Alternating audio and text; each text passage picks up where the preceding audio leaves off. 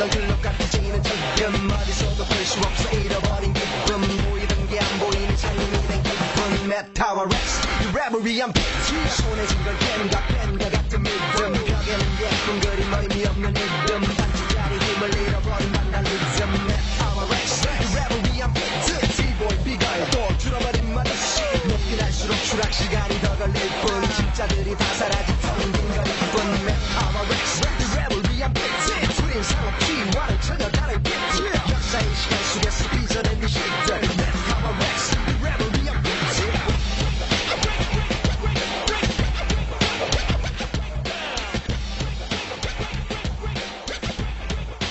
Annyong Haseyo. Welcome everybody. The second 62nd official live streaming edition of Late Night in Korea with Japhy Ryder, aka Special Agent Johnny Canuck. From current events via both Korea and beyond. To all things WPRPN.com. World history, pop culture, social media, spirituality, and more. Expect the unexpected. So tonight we had a little bit of a late start, as is typically the case around here. Limited resources on hand, unfortunately. But, we do work to make the most of things. Great you could make it. Hope everyone does check out the main website, WPRPN.com, and continue to spread the news. Get the word out, what it is that we're up to here, and how you can become part of that. Either you, of course, or any of your fellow colleagues, companions, compadres, what have you. Hopefully, you're not labeled wherever you're based out of, whatever country around the world, as a communist, North Korean supporting no good, disposable human. That's essentially the way that Mr. Yoon here, the now very troubled president, finds himself in a pretty difficult situation and predicament, given the what essentially he set into motion with his, what many regard as a highly, not only foolish but completely unnecessary and unwarranted decision in trying to institute and implement martial law. I would not even be here speaking with you right now via the lower part of the Korean Peninsula. Sometimes people, they outsiders in particular tend to get a little confused to the point where they ask themselves, where exactly am I in Korea? Is this the South or the North? And remember, it is for what did many Canadians, Americans, and others fight and ultimately, all too often, sacrifice their lives for in the Korean War. As memory serves, it was something along the lines of the principles of freedom and democracy, two things that should never be taken lightly. And I think we're really starting to see that, especially given the way, and we have to be careful the way we address this, because we are at the moment live streaming via BoobTube. We'll hopefully have someone here to remind us to cut the feed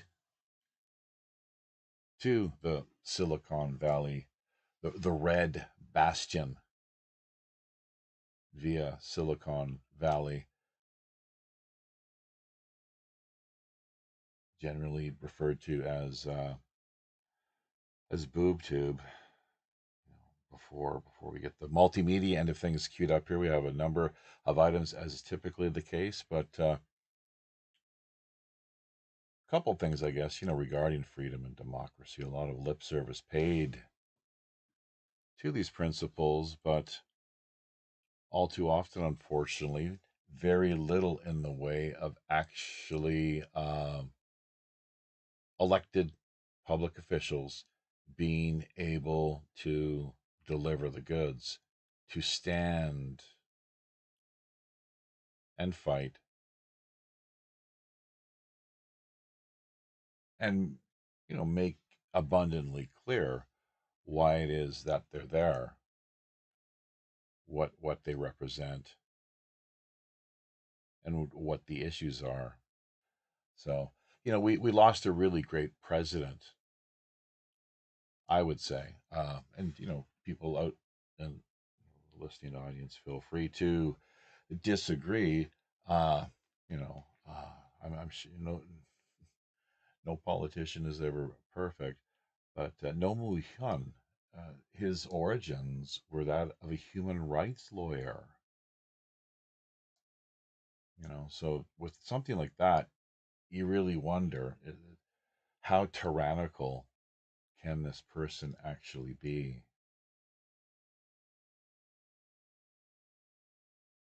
And when it comes to Korean politics, clearly, things are pretty difficult at the best of times. Unfortunately, uh, that's just the reality, the way it is. But yeah, No Hyun, human rights lawyer, I think a man of pretty great integrity. It was very sad the way that he went, and I'm one of, I guess, the few people who is rather not exactly sold, shall we say, on the idea that he leapt to his death from the Owl's Bluff, or the cliff, as it were, where only his bodyguard, supposed bodyguard, uh, was there to witness. One person only apparently saw this incident take place, and that was his bodyguard, who at the time was, in fact, as is the protocol in South Korea with any outgoing president.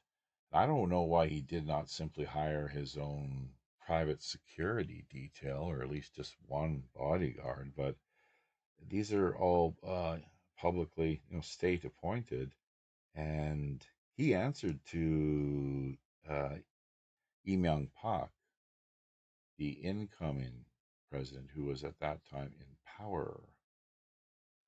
So you can just imagine how he would have reacted had he picked up the phone one day and had either the president or one of his representatives, tell him that he had a job to do, which was in fact something quite contrary to protecting the president, the former president, unfortunately. But yeah, a man of great, I would argue, honor and integrity. Much as was the case, the public image of Jimmy Carter, who recently passed away at the age of 100, wasn't a great president. I think most people will agree. He struggled in that capacity. Member of the, I guess, what is it? Was it the Council on Foreign? No, Trilateral Commission, among other things. So who really knows? But during his time in office, with the likes of Zbigniew Brzezinski, always right there. I guess he was a foreign policy advisor, senior foreign policy advisor, working to help steer things along during Carter's term in office back in 1976. And Heck of a job, though.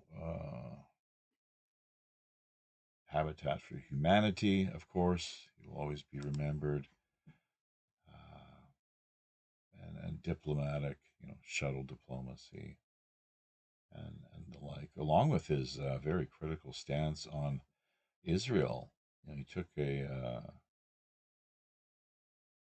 rogue, sort of a contrarian outsider, very something non-establishment, atypical, is that the word? Uh, Approach to Israel, calling them out for their brutal and vicious human rights abuses. So, welcome, Joshua. Welcome, Joshua. So saying he's got to go to work soon, but hopefully be able to catch what he can here for the next few minutes. Who knows, if you're on your way to work, maybe even live stream via your telephone. Technology these days, huh? So we'll see where things go from here. But not only WPRPN, we were for the longest time live streaming, simulcasting, I guess you would say, picking up the feed via D Live that was carried, then rerouted through the main website, WPRPN.com. But D Live, they changed up their, I guess, terms and conditions, policies, the way that they want to go about doing business. Really unfortunate. And you can no longer do that. So we're working on getting things taken care of here behind the scenes, and I really hope that within the next couple of weeks that'll be addressed and ultimately resolved, of course. So, Sonia Galactic. Hey, great to have you on board, Sonia. Joshua, this largely the format we have here. It's kind of a one man show sort of deal. I would like, as compared to say the news or the feature show end of things, which Sonia hopefully is going to be helping. She's talked about, at least, helping out insofar as co-production and booking is concerned. So we're looking forward to her role within that context and capacity, most definitely. If any of you, of course, have any questions regarding Korea or this particular region, this part of the world, I've been here for, this is going on now my 23rd tour of duty. So, homenetwork.tv, let's not forget them as well. Homenetwork.tv. Got to do a little more work via the search engine optimization, that end of things. In fact, we have a video coming up here that is really going to, it's courtesy of Sol Luckman, someone that we've been reaching out to and had been working on doing something with last year. Maybe this is another example where Sonia can lend a bit of a hand, reach out to Saul. He's active on Minds, and he's got a great channel. Not a great channel. I'm not sure about great bathing suit, pictures of bikini-clad women or not, but that's the way we kind of roll here at times. Nothing too overly obscene, hopefully, just somewhat tactful and tasteful. Speaking of Sonia Galactic, look at that, now open. galacticfire.com. Yeah, as you may have gathered, Sonia, we go around and just pick up whatever we can get our hands on as far as the weekly news cycle end of things. If it's, the slides are cool, the pictures are kind of relevant and timely, as it were, and help to reflect current events in whatever capacity. There's another, actually, a Minds subscriber. She recently, young lady there with the lovely smile and glasses. Uh, Her name escapes me at the moment, but she's one of our most recent subscribers over on Minds.com. We should talk a little bit more about Minds.com. In fact, Sonia, you pulled up an amazing. There was a card that revealed itself. I'm not sure of the technique you used. If it was just waiting, and then at the what you felt to be the right time, drawing the card.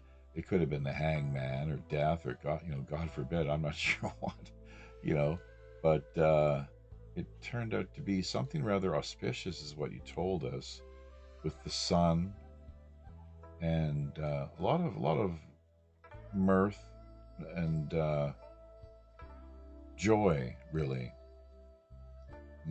Which is, I mean, what is life for? What is life really all about?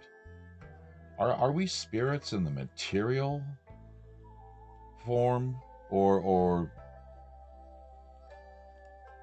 flesh in the spiritual, or spirits in the material?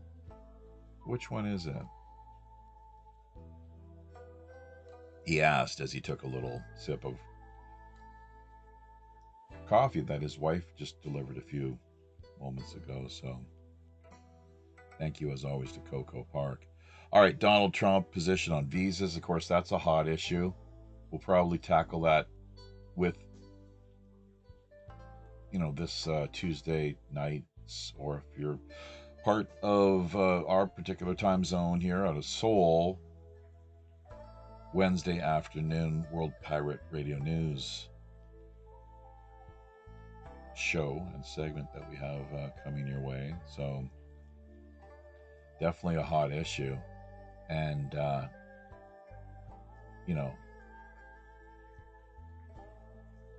we've got a video actually in the queue, courtesy of Jimmy Dore, just to let people know. We've also, as we mentioned, something, and we just basically threw things together on a pretty improvised, on the fly sort of basis. So do bear with us. I've actually got a song that I wrote, if you can believe that, folks. And as always, if you pay attention to the song credits, you'll see that there's a pseudonym or stage name that finds its way into the mix. So, yeah, there's been a few pseudonyms and stage names, or what the French en français is, le nom de guerre, le nom de plume, le nom de guerre, that sort of deal. I mean, the entertainment industry especially is rife, so why not? Little Steven's Underground, big fan of his show. His politics, no. No. He's of course, long been Springsteen's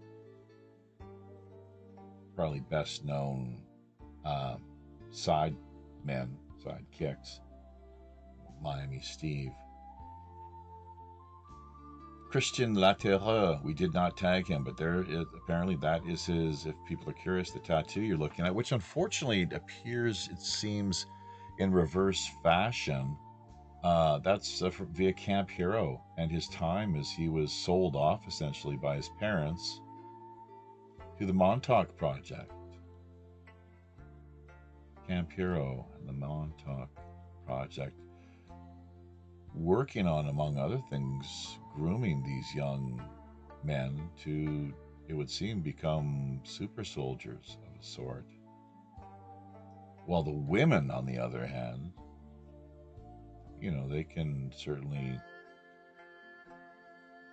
many of them take care of themselves.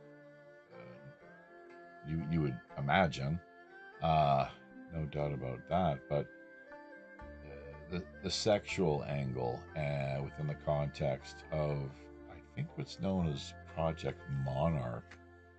So which, that's just the way the world rolls, unfortunately. It's not something that the sons of darkness, or what's many would refer to as the dark side, openly profess to and admit to, although maybe more throughout the course of the ongoing apocalyptic era we find ourselves currently passing through.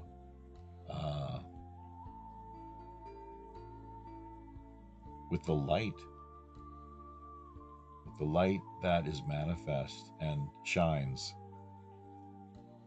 during this era, during this time,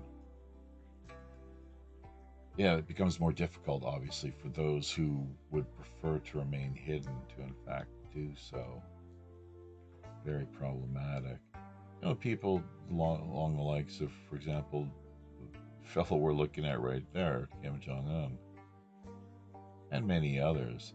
I mean, we were just talking, for example, about the Panama Papers the other day. Has everyone, hopefully not everyone has forgot about the Panama Papers, these offshore accounts that the plutocrats really very much depend upon to stash and stow away their in many cases ill-gotten gains, shall we say. Martin Taylor, courtesy of the UK, dropping in via YouTube. Great to have you there, Martin. Great that we have YouTube in place right now. We have one strike against us, folks, so I don't know if it's a good thing talking about that, but ask yourself really, with what we do here, why is it that it seems, frankly, we're not exaggerating when we do say we are the most highly censored? Absolutely, I can't think of another banned, censored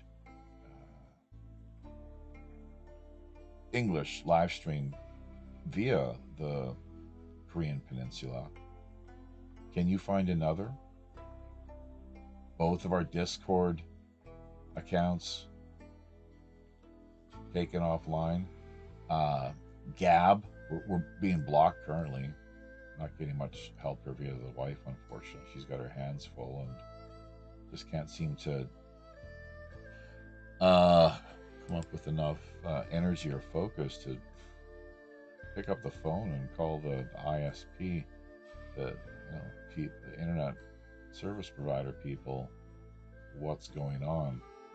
But if you look at this outfit, Cloudfire, I think their name is, check out their website. It's very sophisticated, and to think that whatever it is that they're up to doesn't, for starters, have anything to do with net neutrality. Well, clearly it does. And secondly, that they are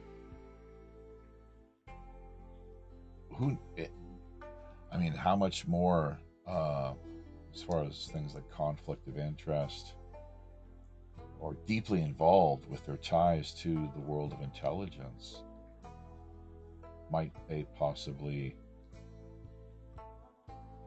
hold, and don't possess.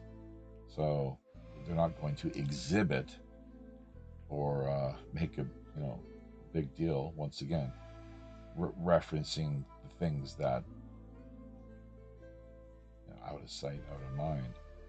Try to run a little deep cover, I suppose, but yeah, it's pretty brutal. In the ideal type world, of course, you would have a total hands-off, net neutral, net frickin' neutral, laissez-faire free market approach, where you would not discriminate on the basis of people's opinions or what have you, promoting some in a more hands-on, active way, while suppressing, ignoring, penalizing others. I mean, how the hell are we supposed to think that's net neutral? Give me a break. And what they do in the first place is they well, not really gaslight, they straw man, as really so many, if you look at the main narratives across mainstream media, and this is probably why they're losing their credibility. I've seen it building up for years myself. It's good that people are finally coming around and waking up, but there's also a price to pay. Because of that, clearly, there are powerful, entrenched, embedded interests that are not too keen on the whole idea. Do you really think that the powers that be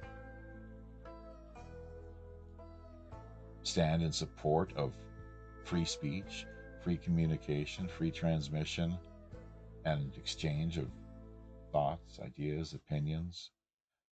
The sort of dialogue and discourse that we're able to have here and now in this particular format, and then others, of course, with, for example, the Tuesday, Wednesday World Pirate Radio news end of things, where it's more of an open house, come one, come all type approach, and even the Friday feature guest production. So, but glad to be here. I want to keep this short, just so that we can touch base and remind people, let them know that our intentions are, yes, we will be here for the news. And we had a great Operation Secret Santa campaign. We'd like to see people's, continued ongoing support in that regard, of course. Check out all the links related to Operation Secret Santa, the G Drive, Google master list, as it were, and beyond. Pirate One Radio at protonmail.com is our email. It's how you can reach us. If you have any questions, thoughts, comments, maybe you have some guest suggestions or show ideas in mind, or PayPal donations. That's the way to do it, folks. We have a Patreon account. We have merchandise available up for grabs via the likes of, for example, Teespring. I think TeePublic is another. But Sonya Galactic is helping us out in that regard as well, and off to a pretty decent start. So we'd like to see more of what she has to offer here over time. There's Robert Stanley, if you can believe that, someone that we're going to have join us. He's decked out as a Jedi with, what was that, like a border collie or something? I couldn't quite see. I have to change another pair of glasses. In the mix here, we have a few pictures that go back a ways. This young man, I think, was Jehovah's Witness, and he was one of the few people who actually came out and actively opposed the kill shots. Is that the sort of thought crime? Stating as much that leads to having people being penalized via live streaming platforms such as World. Oh, a magician friend out of the UK. Very good. So, but we could go on in great length and detail. It's it would be great to have the likes of Sonya and others connecting with us here via Skype. However, the format, once again, that we have running is, it's just something a little different. We'd like to shake it up a little bit from time to time, and I don't even know how this actually came about. Stand by here. Hopefully this doesn't affect the video and things, but I've got to when my mouse and keyboard is being unresponsive, I have to Control-Alt-Delete, if you can believe that. So always a little power they wouldn't try to silence you. There you go. That's getting on talking about just a few moments ago. So here's some people that stop the steal. See, this is ridiculous. They're picking up and trying to incorporate and trying to promote the idea that the election, which was a blowout, and it was was totally rigged, like what we saw back in 2020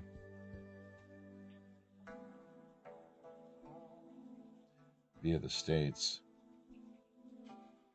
But this is part of what the nonsense that they're trying to stir up, and it's actually making waves because people are calling them out, saying, "Really?"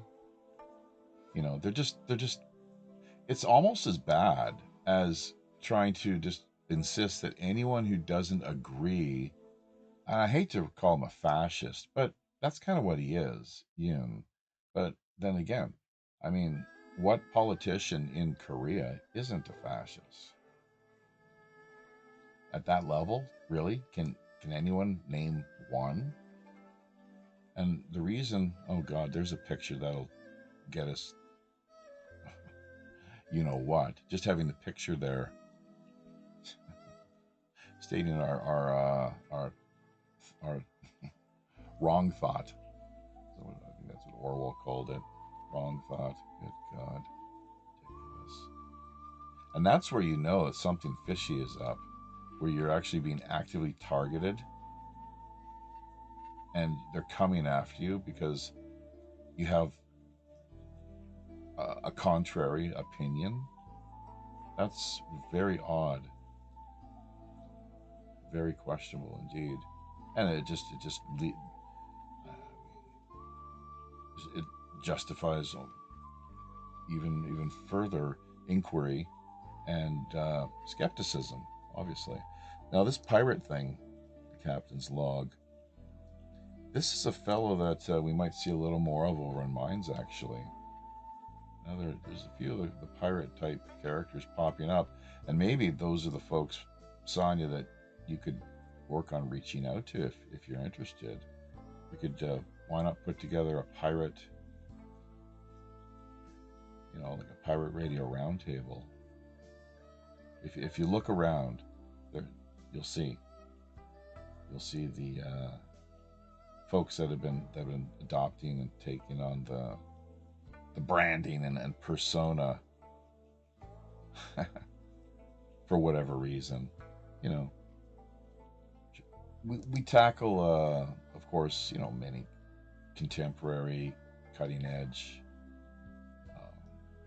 hard nosed, serious, brass knuckles type issues, big boy and girl adult issues, where hopefully we can engage in a semi-rational, sane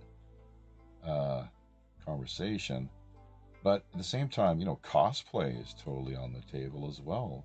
Kicking back, having a little fun, shooting the shit, shooting the breeze, taking the piss,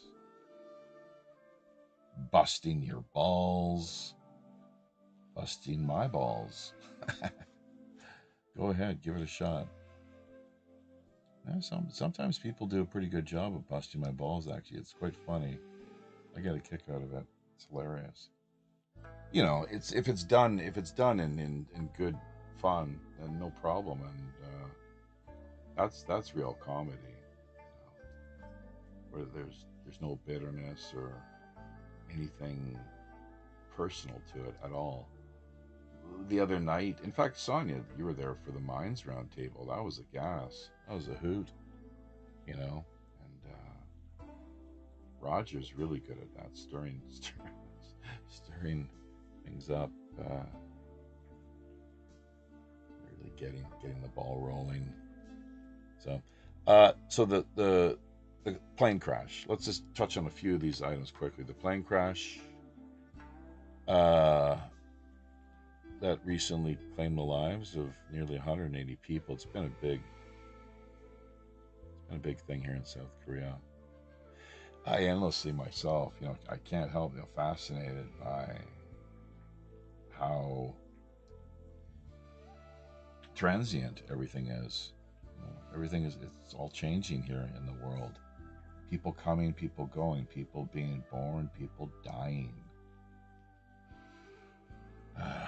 People eating, people shitting, smoking, snorting, sleeping, making love, all the various activities and behaviors, things that people get up to throughout the course of their lives. But here's another issue too: the conspiracy. Looking at this very cagey, wily character, Yoon. Unfortunately, I have nothing good to say about him. So, as the saying goes, best not to say too much at all. But still, you'll probably hear me unleash a little bit here. Maybe I already have and just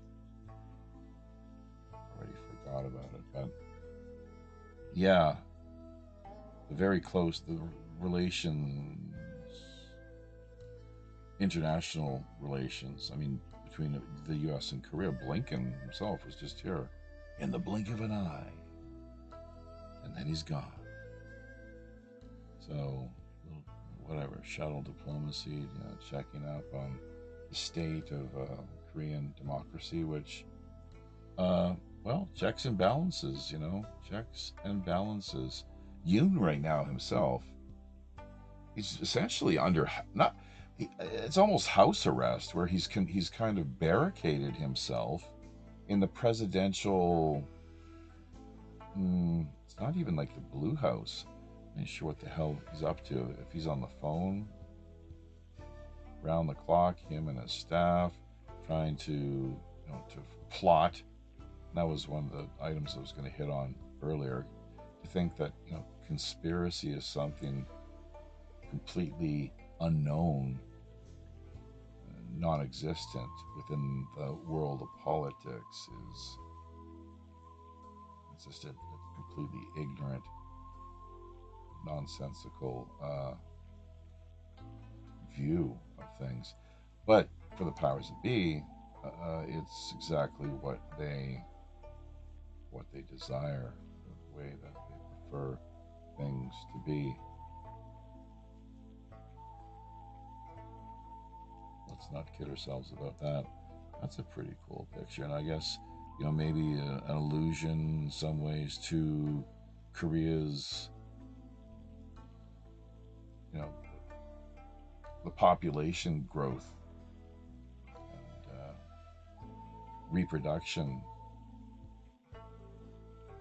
problems that the nation is facing. Flag there, Daekuki at half-mast. Very sad. I've done some praying myself for the people, the lost souls. They pass over, transition. They probably all went very quickly. Most, I would think. Some, not so much. But I can't believe the way that with the media still, it's like it's kind of almost disinformation. Really. The way that they're trying to promote and sell the public, really, because that's what it boils down to. It's all perception management, trying to sell the public on the fact that a bird, or maybe a couple of birds, hit the plane and its engines, and that led to it crashing, which really wasn't the case. It may have led to the plane turning around and coming in for a second approach.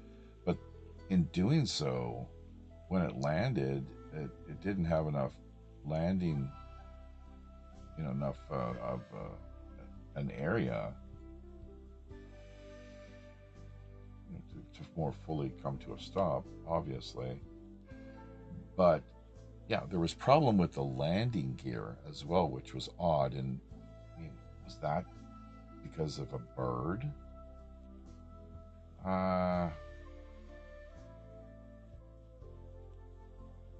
Even the experts are kind of little.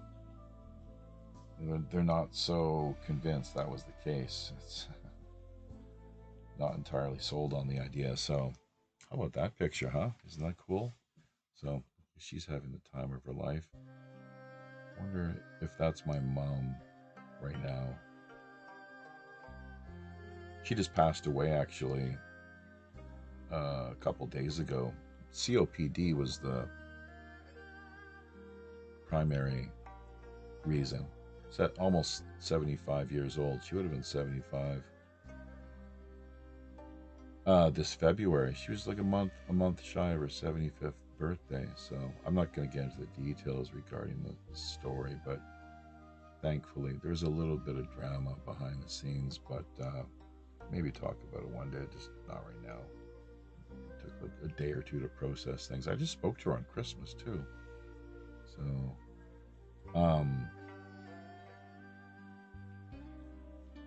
but yeah, the COPD, she was suffering from chronic COPD. I just didn't really, at the time in talking to her, I wasn't able to really fathom how serious things were. And she actually admitted to the fact that she, for some time, even though she was more forthright and upfront with my sister, who had long been quite close to her,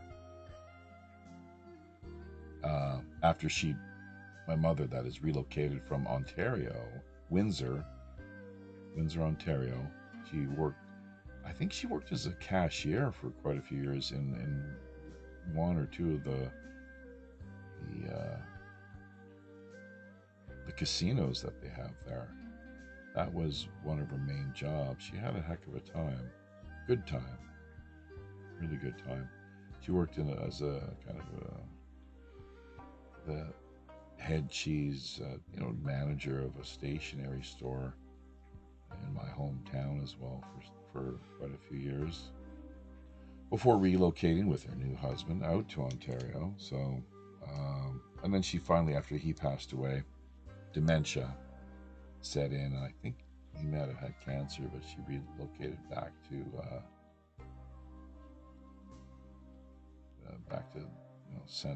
north central British Columbia. Well, hey, you really looks cool with that guitar, huh? Let's hear you do a G chord. Do a G chord for us. How about a D chord?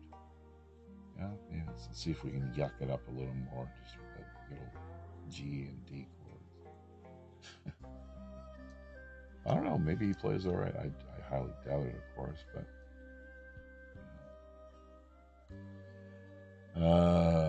yeah, bye Miss American Pie.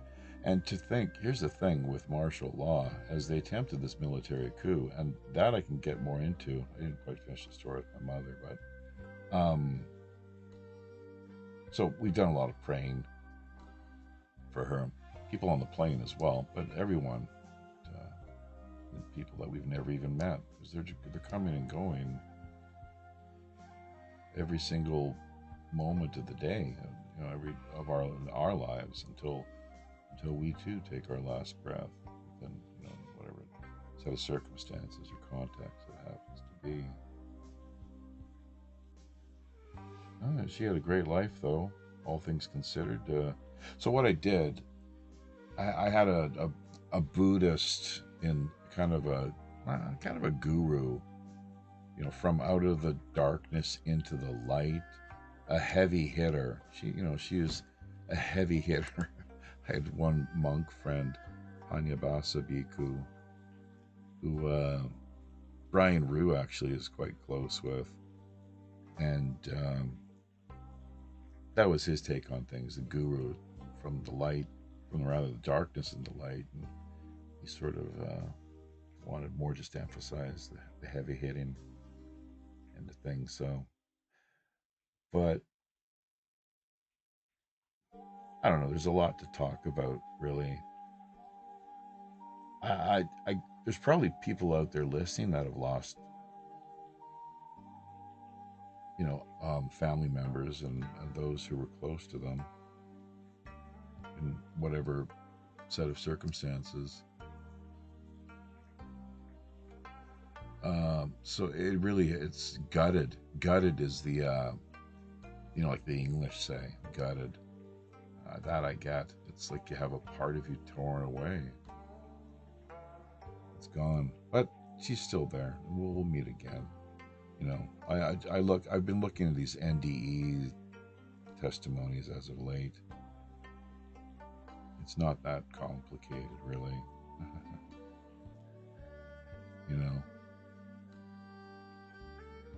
from out of nothing into something, and then from something into nothing. Gate gate pada gate pada samgate bodhisvaha. Oh, look, it's a swastika. I wonder if YouTube's going to shut us down for that, or this, pointing out just the conflict of interest here as far as foreign policy is concerned, and what country is kind of dominating entirely, running the show. There's a catchphrase, a term that means nothing. It means absolutely nothing. Break it down. Anti-what? What the hell is a Semite? Who is a Semite? What is Semitism? Buddhism, Marxism, capitalism. Just break the term down. It means it's meaningless, and it's actually offensive to most Semites, because guess what, folks? Most Semites, they're not Jewish. Many Jews, they're not Semites. Have you ever stopped to think, stop and realize that? Look into it. It's like, what? Most people don't, of course. So, but and as far as Zionism is concerned, most Zionists, guess what? They're not Jewish either. And many Jews, not all, of course, but many, they're not either. They're not supporters of Israel. That's just a fact. And especially now with the way that Netanyahu, I mean, come on, I think that October 7th was not an inside job. I mean, how much more obvious would they have to make it? Give me a break. Ridiculous.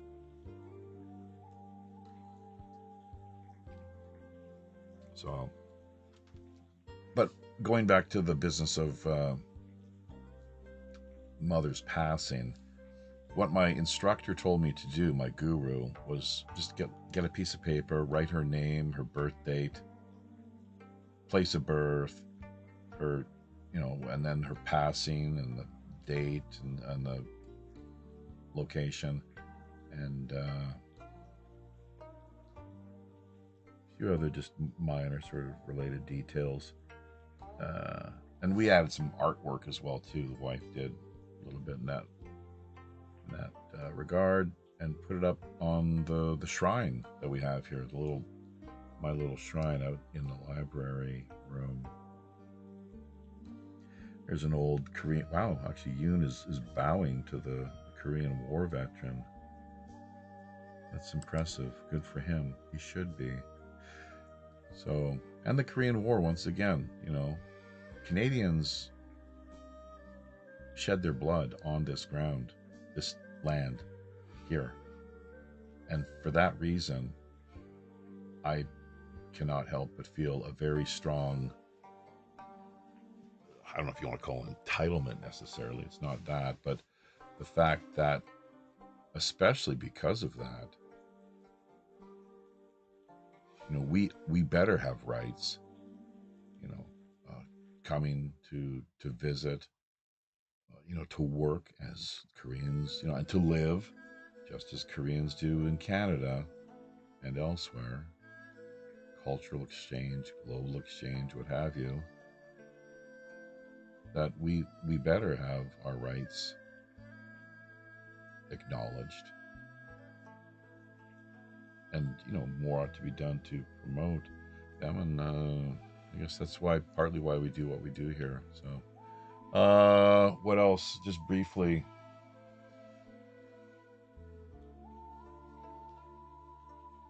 Oh, COPD. That's what Martin has. Okay. It killed Dr. Spock. Well, Dr. Spock. What the hell am I saying? Mr. Spock off of Star Trek. Maybe it did kill Dr. Spock. I'm, just not aware of it. So, but yeah, Leonard Nimoy. I was always a big fan of his, actually. Leonard Nimoy. So, very unfortunate. But and smoking related is what it seems. So she couldn't kick the habit. Martin, I'm not sure if you're a big smoker back in the day. And thank you for your condolences. Yeah, it's like, geesh, gutted. Oof. But we're all here to go. She might have had an extra 10 years, maybe, right? I think statistically that's how it works if you don't smoke. So, wonderful, beautiful, just down to earth, straightforward person. She had her issues. She had her demons at times, during the course of her life. Alcohol was not good for her at all. It wasn't good for my father either. One of the reasons, I'm just not a big fan of alcohol at all. I did drink when I was younger. I was crazy and did so many foolish things. But you grow, hopefully. You evolve. You change your lifestyle, the values, you mature, hopefully. Wake up. That's a good part of it. Waking up, realizing that it's just, it's holding you back, holding you down. So, although I do think that, one or two drinks every now and again it could be quite healthy, actually. Unfortunately, there's a lot of people that when you start, one drink is never enough, kind of deal, right? We all know that. Probably have friends, or maybe we're those types ourselves. So, but no, I've definitely got no problem with alcohol at all. It's the weed that, if ever, back in the day, if ever, oh man, you talk about addictive. It's yeah, it's, I don't know. I just got a kick, a lot of fun out of being being a little stoned, having a pretty decent buzz going, thanks to the holy weed, the evil weed. Even, what is it, out of Genesis? Even as the green herb have I given you all things as meat. Genesis 1. Something that is lost on a lot of so-called Christians here in Korea, but we'll leave that aside for the moment. It's really sad. It's unfortunate, very tragic. It's a real head scratcher. You think that more would be hip to these things, but one thing that Korea never did was it never went through any psychedelic, revolution or transformation. The war on consciousness, the mind control agenda, and the institutions that exert their powers over the people. They're definitely quite active here. It's largely it's all the corporate conglomerates, the Chaebols, Samsung, LG, Hyundai. You can probably name a few more yourselves, hopefully. They're the ones who really run the show, and they own the media, and they were the ones who promoted the experimental. I'm not sure if that's if that's too much for Boob Tube or not. Red Shield YouTube. Silicon Valley based commies. Yeah. Hashtag Technokraken. Sonia. Hashtag Technokraken. So. Alrighty, I'm going to scroll up here. Mostly Sonia and Martin have been active in the chat end of things. Joshua off to work, of course. I don't join lives because I only have. I see. He's only got a telephone. How about that? Spirits in the material. Oh, that's far out. Yeah. Right. Cool. So, thank you, Sonia. The card portends good fortune, happiness, joy, and harmony. It represents the universe coming together and agreeing with your path and aiding forward movement into something greater. Wow. Well, we'll have to talk about that more next, maybe during the news. So, Mm-hmm. Yes. And Happy New Year to you too, Mark. I you know, he spirits in the material. Speaking of Sting, you guys, do you do torrents? Well, I've got back into torrents now with this new Linux setup, and that's why we're back here, because the Linux machine is up and running. Yeah, baby. So we have a nice big television monitor to work with here in front of us. See your comments coming our way, and a few other things as well, obviously. So, which reminds me, I got to head over to Facebook and do a little bit of tagging and whatnot. It was a real rush job, and getting things together wasn't too much pre-show production promotion.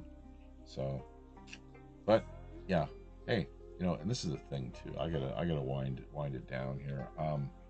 What else? Bloody hell! I haven't even checked the news. I'm just kind of wrapping and kind of sharing with you what I had been reading over before. Is this the one we're looking for here? Yes, good. Okay, yeah, I'm not going to get into detail. Maybe with the news that we can talk a little bit more, but it was brutal. The whole thing is just very. It's not good. Not good at all. And look at the currency. Look, Korean currency just completely tanked. Way to go, Yoon. Nice job. Did you think about that before you decided to issue a decree of martial law? I mean, and right now the police are trying to arrest the guy on grounds of what the hell is it? Well, an overreach of his powers is one for sure, but also something similar to what they were trying to pin on Trump, incitement to not rebellion. I'd have to look this up exactly. I'm not sure. It's a little late now actually, so I'm not in the best form, unfortunately. What the hell? Anyways, it just, as you can imagine, a pretty serious deal. And thank God he failed. Him and his four cronies, co-conspirators at least, that were a part of it. One, the former defense minister, apparently tried to hang himself with his panties, as they call them here in Korea. They're not underwear; they're panties. Everyone has panties, even men. That's what they call them. So, but and these bozos, they're so full of themselves, and just such lust and desire and yearning for worldly power. It's really quite something. Since the time, at least, that they were high school students. I mean, that's how far back this goes. I really hope the prosecutors,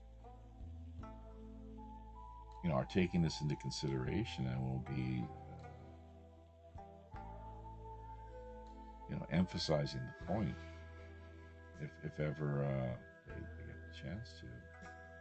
So, and if he is successfully arrested, which currently is being blocked, the police have been provided with the warrant, which is said to expire today. So what that means is there's got to be they got to go through the process all over again.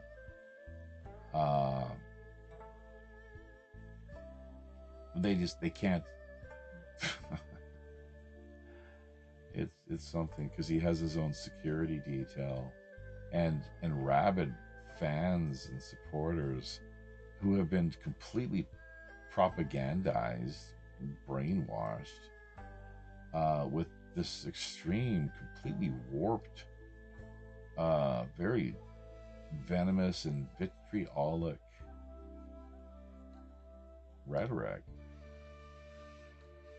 kind of the way Trump does things, only much, it seems much worse and ridiculous. Once again, anyone who dares to question his authority is immediately branded a communist and DPRK sympathizer. It's, in their mind, it's that cut and dried. It's just to me that sounds like something straight out of Hitler's playbook. Clearly, ridiculous. But the people around him, those who support the guy, they, because Korea can be very radical at times. You got some people that are seriously mental, and not in a good way either. Trust me. They're really, like, for example, I mean, the country itself ranks as the world's top #1 nation. If you want to find cults, come to Korea. If you're, what are they even have these brand names they have here. They have, what the hell is it? Kid Hunt is one, like hunting children. Kid Hunt. Chase Cult, and Colon Sport. That's the real kicker. That caps it off. You've clearly left Kansas when things have got to that point. You're no longer in Kansas when Colon Sport is ruling the day. So yeah, Chase Cult, Kid Hunt or Hunt Kids? It's Kid Hunt. I'll have to look around and look it up again. I haven't seen it here locally too much as lately as memory serves, and larger places like Daejeon or Seoul, sure, but yeah, Chase Cult, Kid Hunt, and Colon Sport. Those are three that definitely stand out. So, and once again, the problem is just one of the main problems. People don't ask enough questions. People don't think. People are too quick to simply swallow, absorb the chaebol corporate conglomerate propaganda, just as is the case back in the West, America, Canada, here in Asia. I mean, this is something that really, the wife even, she's completely blue, well, slightly purple, I guess, but really it's,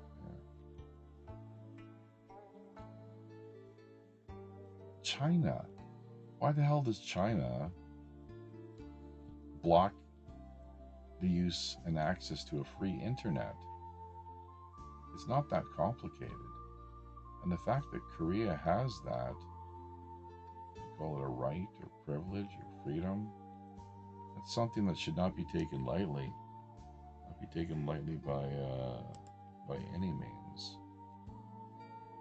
It's why we're here. It's what we've got to fight for. It's why those soldiers, during the course of the Korean War, Vietnam, World Wars I, II, and beyond, of course, where we find ourselves now, this fifth generational asymmetrical nonsense.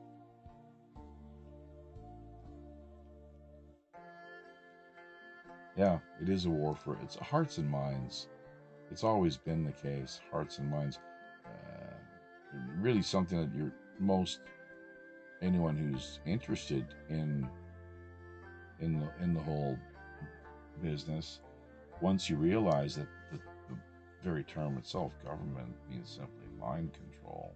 Break it down etymologically, the Latin governmente, to control the mind. And for me, the question is then immediately, well, who controls my mind? Who controls your mind, right? Who controls anyone's mind? Is it we do ourselves, or is it some outside external force that's doing it? Are we autonomous? self-regulating, self-naming, self-governing, sovereign, cosmic, sovereign entities, or not. Hands off. So, all right, well, okay, enough of that. We've got to reset this damn thing again. I'm not sure why that is.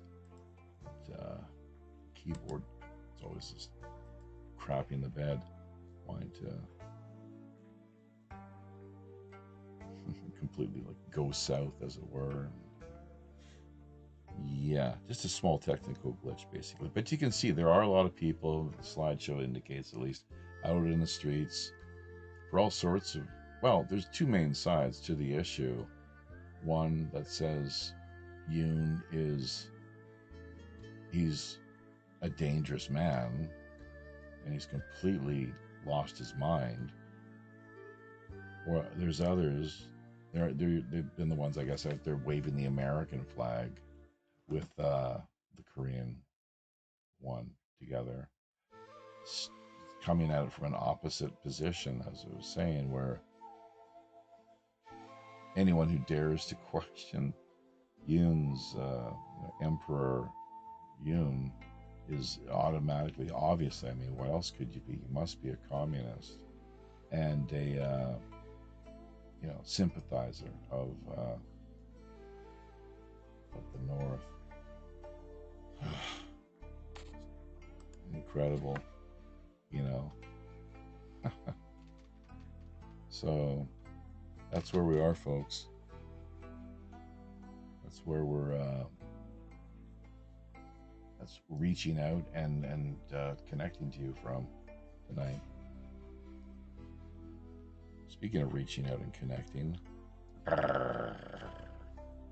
Marsha off of minds.com. Forget what her name is. She's actually quite interesting. She's married, I guess, with children, and some guy she posted that picture on Minds, and they were asking about her OnlyFans. Some people, I don't know what's the problem. Give it up. She's married with children. Great. So that she says, amazing body and the whole thing, but so what? I mean, it's like art. Just appreciate the beauty for what it is. But I mean, hey, if you can attract and generate a few OnlyFans, doing your thing, live streaming and flirting with them or flashing this and that, or yeah, I mean, how lonely and desperate are these people anyways?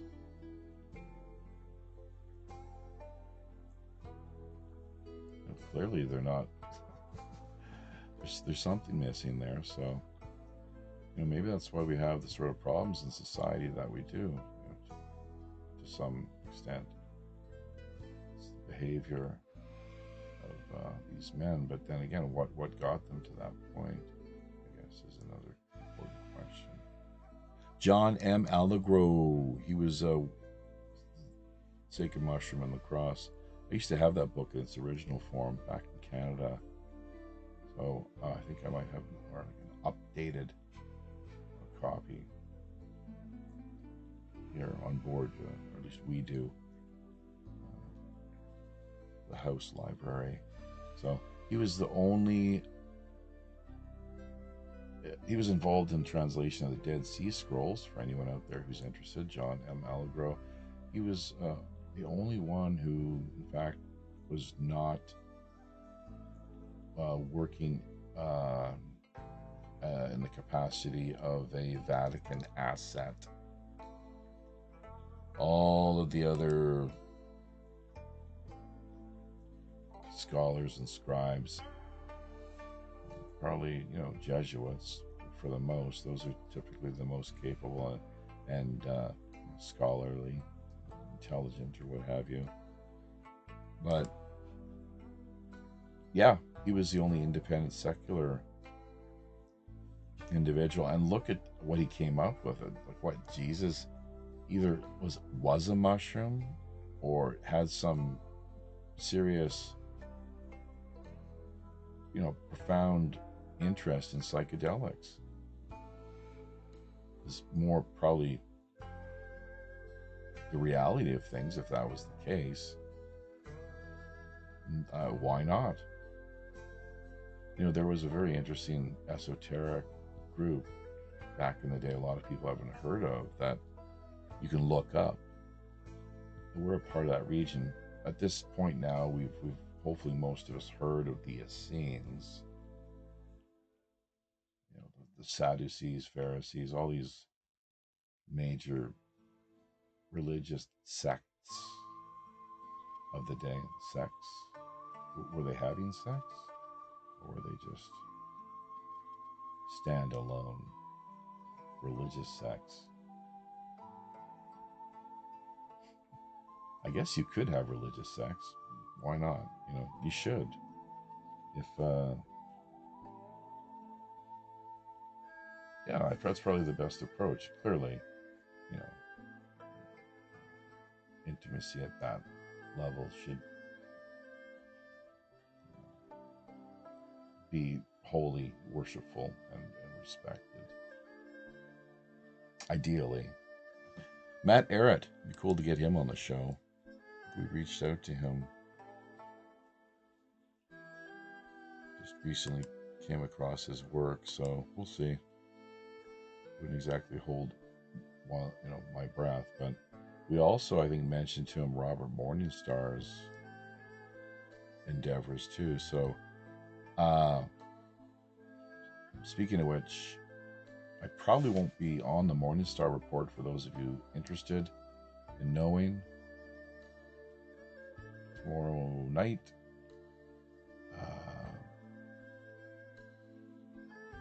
I guess it's this morning. It'll be tonight, actually. It's morning time already back in the West. So, is it 10 o'clock Eastern Time, Revolution Radio? I think so. That's about right, 10 o'clock Eastern Time. But I'm going to be preoccupied, have my hands full. So, I've got other matters to attend to here. I've sent a message to Robert indicating as much. But that's where you can find me, yeah. Monday nights, I think it's 10 o'clock Eastern Time, the Revolution Radio, via RBN. How cool is that? In the co-host capacity. So, real pleasure and honor that Robert has invited me and continues to put up with me.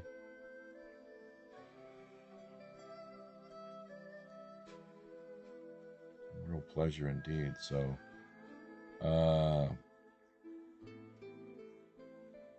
amazing conversationalist, just so pretty, well informed on so many various issues, and certain things we don't quite see eye to eye on. I don't always bring it up with him necessarily. It just depends on the situation, but he does have some pretty wild, sort of out there views and theories, interpretations regarding a whole range of phenomenon. Some of the Kennedy stuff is, I'm not sure what to make of that exactly, but without having to get into detail. So, but he's done a lot of great work on regarding the kill shots and the scamdemic and beyond. Along with the JFK assassination. Can we talk about that on YouTube without getting shut down? I don't know. Anyways, and the fact that people talk about, it was the mafia, the CIA, the FBI, it was the Cuban dissidents, bad pigs. Actually, what you hardly ever hear about is Israel.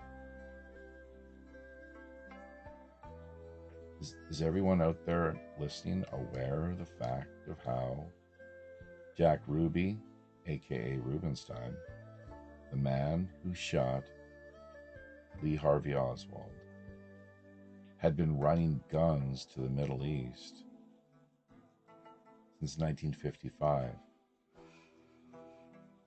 That's just the start of it, as far as what was really going on, and how you can start to peel back the layers of the onion and see that, oh, yes, oh, that's why Shimon Peres was in Dallas on that day, then head of the Israeli nuclear department, so on and so forth. But yeah, Kennedy was very much opposed to them being able to get their hands on the bomb. Not Lyndon Johnson, though. No problems there. Look where we are now, folks. Look at the state of the world. Look at Netanyahu. Speaking of people, Yoon is one, Netanyahu, Trudeau, aka Castro, Biden. They're all, I'm not sure what historical figures or characters, people are of the past that, that you could look at in a parallel sense, but they're willing to sacrifice everything just to save themselves. By everything, I mean the entire nation, if not the world.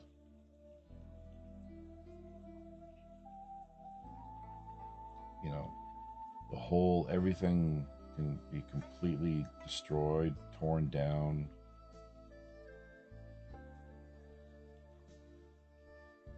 Taken offline, you name it, just so that they can remain standing. Standing high atop this heap of waste and rubble. So let's hope that they all manage to just clear out before too long. Even you listen to Oliver Stone, he Patrick Bet David podcast last week or so. He and Sean Stone were guests, and Netanyahu is of all the world leaders that he has met, he said that Netanyahu was, in his mind, the most dangerous and biggest threat to humanity. He's long understood that, long been of the persuasion and belief that's been the case. So, all right, well, thank you so much once again for all of your comments, and I'm just going to, should have done this earlier, of course, summarize because of the tragedy of the airplane crash claiming nearly 180 lives. 2 people managed to miraculously survive, let's not forget. Always, if you can, folks, try to get a seat maybe at the back of the plane. See, well, that, is that potentially, I mean, it's so ridiculous and arbitrary with this live streaming nonsense. Could that be the sort of thing that, oh, geez, medical misinformation? He's advising people. At least that's my opinion. I mean, are you allowed to state your opinion? And if people choose to buy into and accept and adopt what you're saying, then that's entirely up to them, of course. So, but it's pretty wild. So, the way things work in that, on that level. But yeah, there's two stewardesses, essentially, people working on the plane itself, helping to serve folks, take care of them, buckled up, I think maybe even with their backs to the cockpit, so they're turned around. They ended up in pretty rough shape, but they're conscious and relatively cognizant. So, but yeah, I mean, hey, it was the wall, man. It was that stupid wall. If that had not been there, uh, I really, like, wouldn't they have all lived? Isn't there a pretty good chance they, a lot more would have lived? The plane had landed successfully. it landed well, and then suddenly it just ran up against this huge obstacle. What do you think is going to happen? It's just so a lot of engineers have really, they've been all over, um, the airport for. I'm not so sure about the airline. Was it Jeju Air? Although I just read today that there were police who supposedly, I'm not sure if they're forensics or CSI type people, but allegedly said to have raided the airport. That was the phrasing to me. I didn't quite grasp why that term was being used. Raided the airport, but yeah, they were there. Whatever the case. So, and good, because there's a lot of work that needs to be done as far as you know from a formal sense, uh, coming up with a conclusion and some summary finding. These who knows what formal studies actually take place and are made part of the public record in the formal sense, for historicity, history's sake. Really sad, though. Really sad. Didn't have to happen. Completely preventable. A bird hit one of the engines, and okay, they lost. They landed fine. It wasn't like it was a rough landing, and they were completely out of control.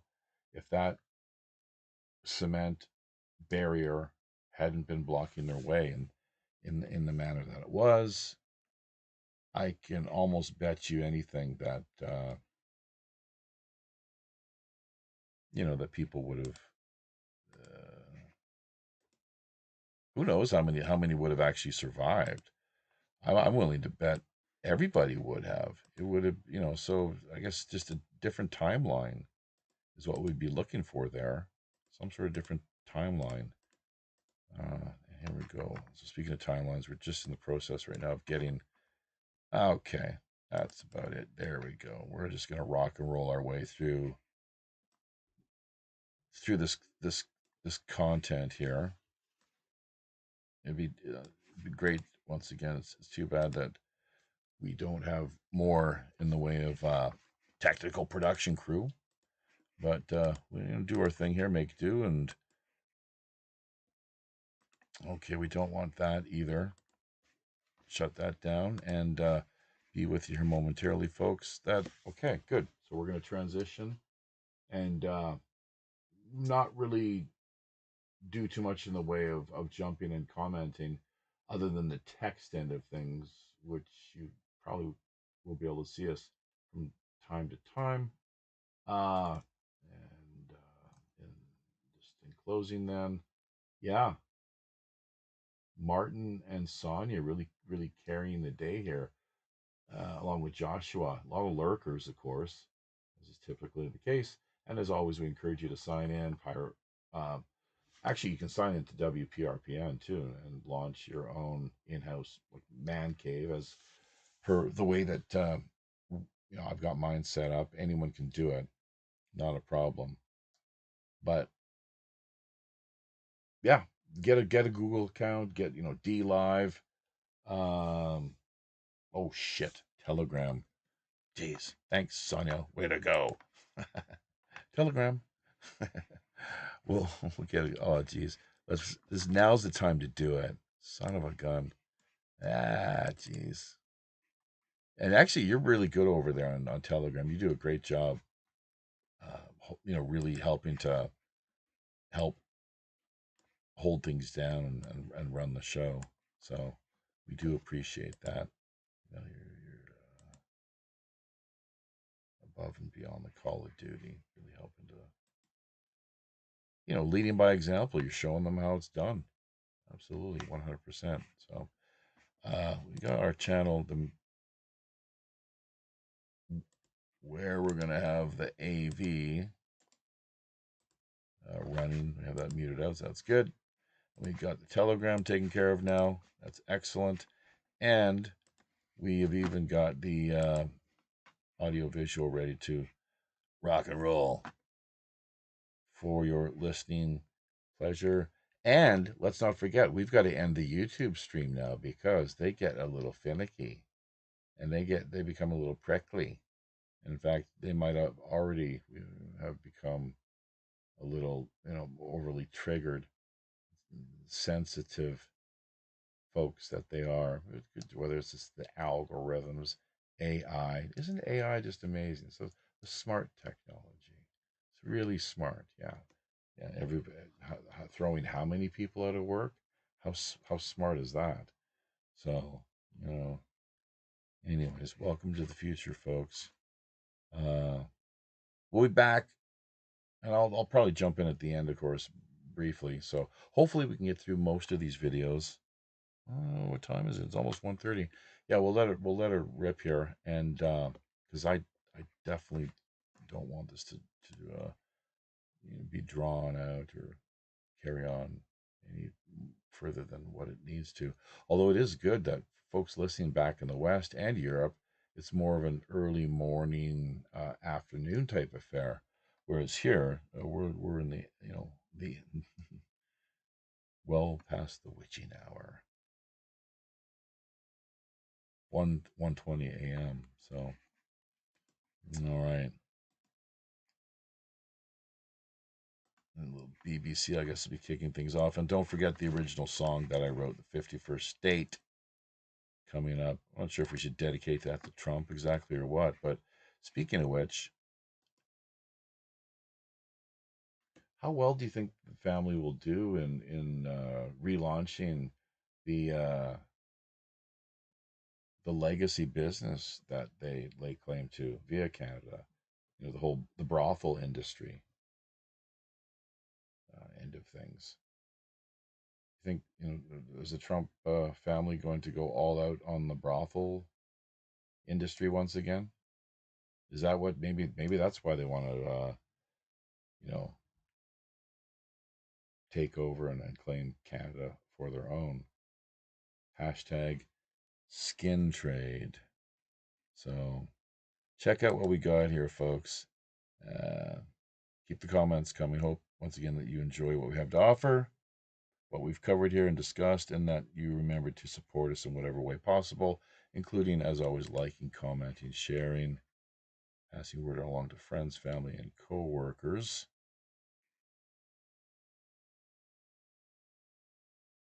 Thinking about, considering, even picking up the occasional piece of merchandise, t-shirt, coffee mug, or what have you. Let's get the show on the road.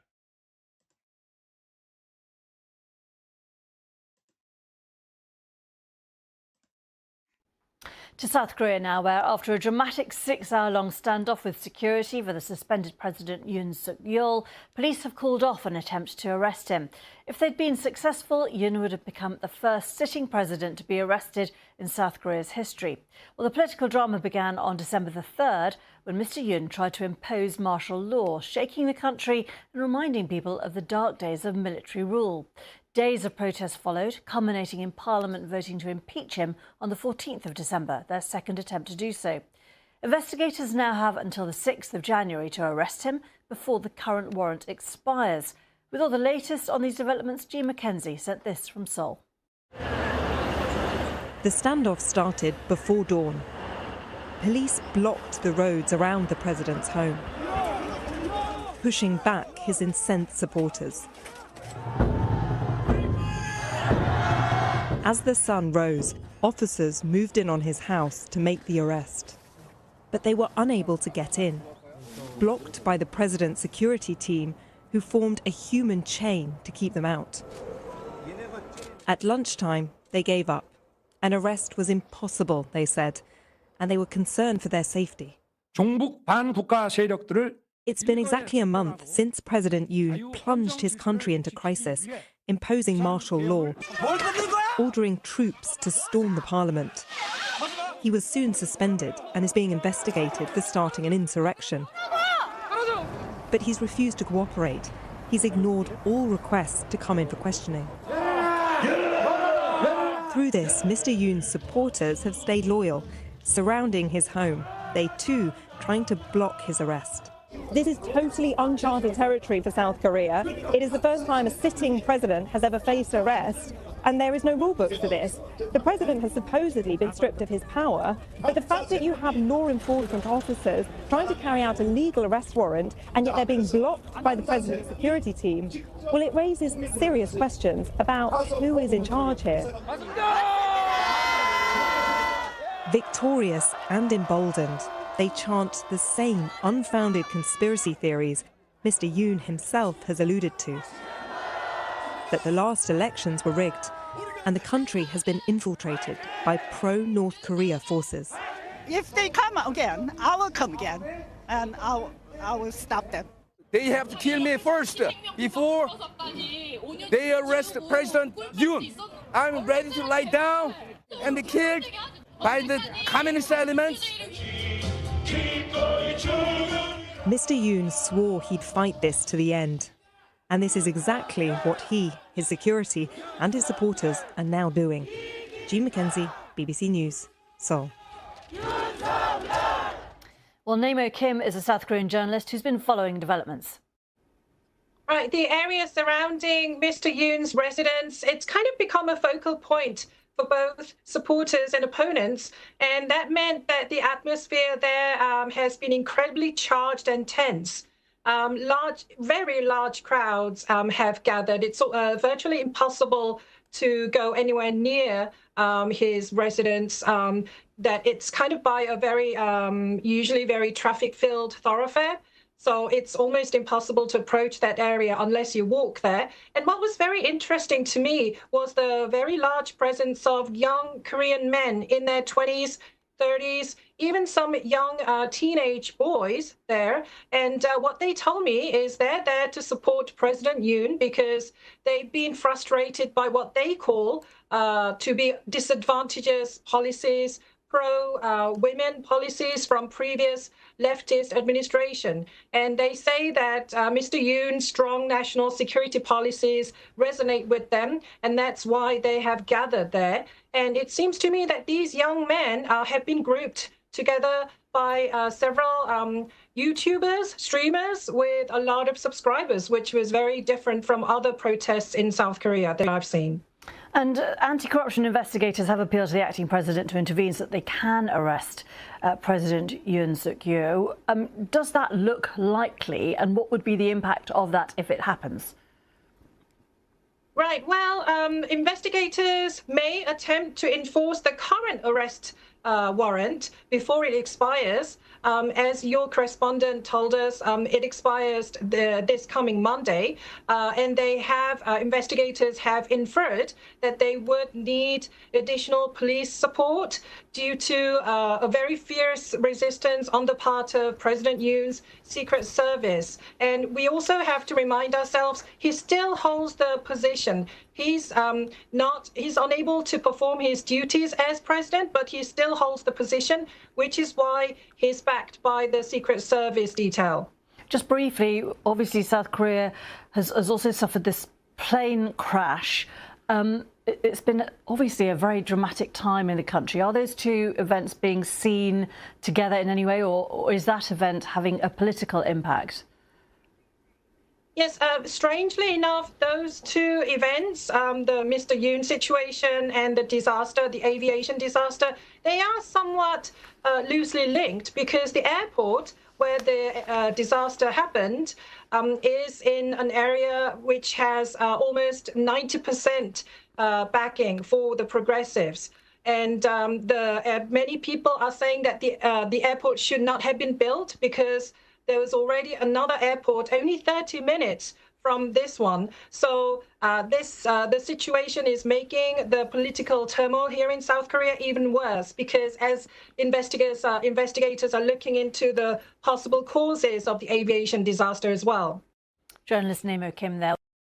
In tonight's world news, police in South Korea tried and failed to arrest the president today as the political and military crisis escalates. Reporter Greg Pelcott has this story. The ongoing political standoff in South Korea turned physical on Friday, leading to fears of a possible civil war. President Yoon Suk-yeol is facing impeachment following his declaration of martial law last month. And on Friday morning, some 80 police officers and investigators entered the presidential compound to place him under arrest. But they were met with a human wall of more than 200 soldiers and members of the president's security detail. There were clashes, and police left without detaining the president. On the streets of Seoul, protesters from both sides are making their voices heard. The country is in a state of civil war and anarchy. President Yoon needs to return so he can normalize the country. The president needs to be criminally punished, so he won't be allowed to do anything. He needs to be impeached as soon as possible. But others say they just want to return to stability after weeks of uncertainty clouded the holiday season. While it's a season to celebrate, I feel really pessimistic that this situation has been going on since the end of last year.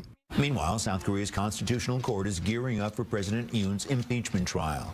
A procedural hearing was held Friday to finalize the trial schedule and witness lists. And the judges say politics won't play a role in the courtroom.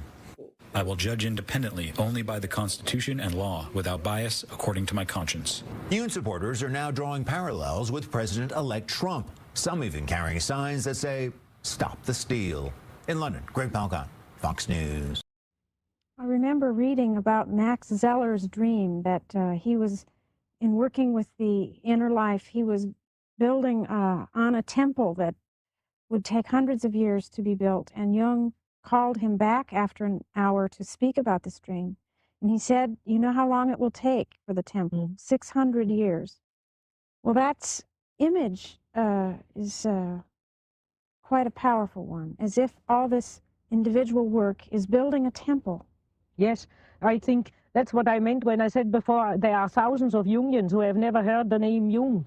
All the people who are honestly working on their own inner problem in their own way are builders of a new temple, and it takes 600 years because that means it takes as long till we are fully in the Aquarian age. And then it will probably come out what was building itself up. But one must not want it with one's mind or head or want to organize it. One must let that happen. That's a dream which would compensate feeling a bit lonely, feeling a bit an outsider. And the conscious says to him, no, do your own job and you are one of the builders. Hermes Trismegistus said in one active imagination to an alchemist, "I am the friend of whoever is lonely." The unconscious doesn't speak to you when you are with people. Your attention goes to the people. Well, when you are lonely, I've lived in this tower sometimes 3 weeks alone without speaking to one word to anybody. And I sometimes thought I was going off my head. But the unconscious became alive. It was my partner. And that's why you have to be lonely, so that the unconscious becomes stronger. It's like loading up the unconscious, and then it manifests. And then you are not lonely anymore. So we have to support the unconscious. It's not enough to just have it. We have to actively turn towards it and support it so that it then helps us. Well, this definitely wasn't something I expected to see on my 2025 bingo card. Yes, you're reading that right. An Indian reporter is given the rare opportunity to interview none other than the Dalai Lama. And while one might imagine the conversation would cover matters of spirituality, philosophy, or even global peace, this reporter chooses to dive into a more controversial issue: immigration to the West. Specifically, they ask, should people from Afghanistan or Africa who want to stay in Europe be allowed to? It's a bold question, and the Dalai Lama's response is nothing short of a reality check. He doesn't shy away from offering his honest perspective on the matter, making for a truly thought-provoking moment. In today's video, we'll not only break down this interview and react to the Dalai Lama's unexpected answer, but we'll also take a look at some of the latest headlines making waves across the country. But before we dive in, do us a favor. Hit that like button, subscribe to the channel, and become part of our fast-growing community. Just a quick one to say we do have t-shirts available on our website. We have stuck farmer and Make Britain Great Again ones. Make sure you check the link in the description or go to britishstand.com. So, as mentioned in the intro, the Dalai Lama gives the BBC reporter quite the reality check when asked whether he believes Europe should accept even more immigrants. Let's take a look and see what he had to say. From Afghanistan or the Middle East want to stay in Europe. Shouldn't they be allowed to? Limited number, okay. But the whole Europe eventually become Muslim country, impossible. Or African country, also impossible. There's nothing wrong with that, is there? I mean, you're a refugee yourself. They themselves, I think, better to their own land, climatically. Much better. Europe too cold. My parents moved from India to the UK. That's now their home. That's okay too, isn't it? If Indians or anyone else wants to live in Europe? I think England, the small island, 90% become Indian. Then I don't know. Your Holiness, a lot. This how people reacted to this interview. Elon Musk simply said, "Interesting," whilst retweeting it. This user said, "No, lady, it's not okay for Europe to turn into Africa or India or anything else. Bet you'd be quick to denounce it if it were the other way around, and rightfully so. Like, what even is this? Not only would you become the very thing you sought to emigrate from, but you'd also be deleting an entire people and culture. I find it so obnoxious having to argue with adults over concepts at the level of 2 + 2, but there are just so many of them weirdly, and it's unavoidable. Imagine if adults were at least above that on average. What a world." Justin said, "Even a spiritual master with multiple lifetimes of accessible memory, according to the Dalai Lama, has a problem with unchecked immigration. The best part is when he laughs with her. Gotta stay positive." This user said, "It's a simple concept. If everyone just tries to flee problems in certain country to another, they will just have the problems in the new country, as the problems do not exist, separate from the people." This user said, "The Dalai Lama is a very wise man. He understands the eventual climax in conflict when balance is disrupted, bearing in mind that different regions also spawned, even different appearances and mannerisms." Adam said, "Mass migration is fundamentally colonialism. Each country can only absorb so many people into it before you radically change it, and even create a destabilizing power vacuum. That's why immigration needs to be very well regulated." Sarah said, "Fascinating perspective from the Dalai Lama. His candid comments spark important discussions on immigration, cultural identity, and national responsibility." This user said, "It's common sense. It's a small island. Doesn't require much brain power. It's simple statistics. Look past the politics." William said, "I love him. His answer is applicable to any landmass with an already established way of life. Culture, religion. It is the equivalent of forfeiting your habitat, letting an invasive species take over. I know that sounds terrible, but that is what it is. What are your thoughts on this? Let me know in the comments." In other news, an investigation has revealed fake UK passports and driving licenses are being bought by illegal migrants. National Crime Agency bosses have been alerted to British firms that claim to offer click and collect fraudulent papers for £5,000. One advert promised they could get a full driving licence and pass theory and practical certificates without exams. Another firm, operating from Swinton, Greater Manchester, offered original guaranteed UK passports for £5,000, according to a Sun on Sunday investigation. Migrants can use the fake documents to make fake applications to remain or secure a job illegally, with most employers unable to spot the forgeries. An NCA spokesperson said, "False identity documents remain a key enabler of organised immigration crime." The adverts were taken down after they were reported to Facebook and Instagram's parent company, Meta. TikTok said it had removed those ads and directed would-be customers to anti-trafficking charities.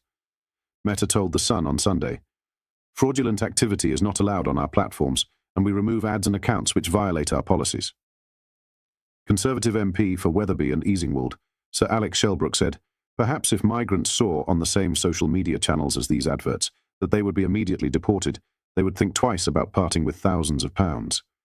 It comes as the Conservatives hit back at measures aimed at cracking down on organised immigration crime, claiming they are too weak, as the party branded the government's proposed travel bans and social media blackouts as laughable. Under new court orders, suspects could be prevented from using a laptop or mobile phone, accessing social media networks, associating with certain people, or accessing their finances. The proposed legislation comes as figures show the number of migrants arriving in the UK in 2024 by crossing the English Channel in small boats was up by a quarter on the previous year. Shadow Home Secretary Chris Philps said, "The idea that dangerous people smuggling gangs are going to be deterred by the threat of some sort of mobile phone banning order is pretty laughable, frankly. These measures are not going to make a difference." According to provisional figures from the Home Office, some 36,816 people crossed the English Channel in 2024, a jump of 25% from the 29,437 who arrived in 2023.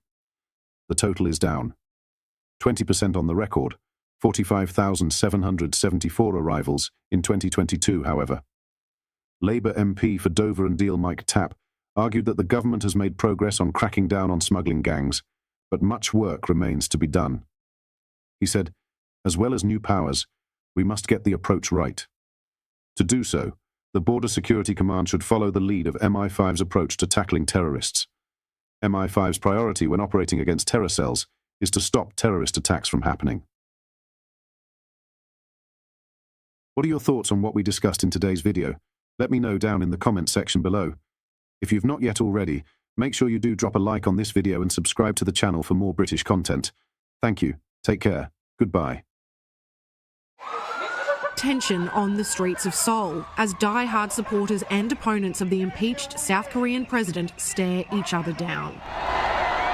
For days, anti-corruption officials have been seeking to arrest Yoon Suk-yeol, who remains holed up in his residential compound. But a human wall of 200 presidential security personnel have blocked their way.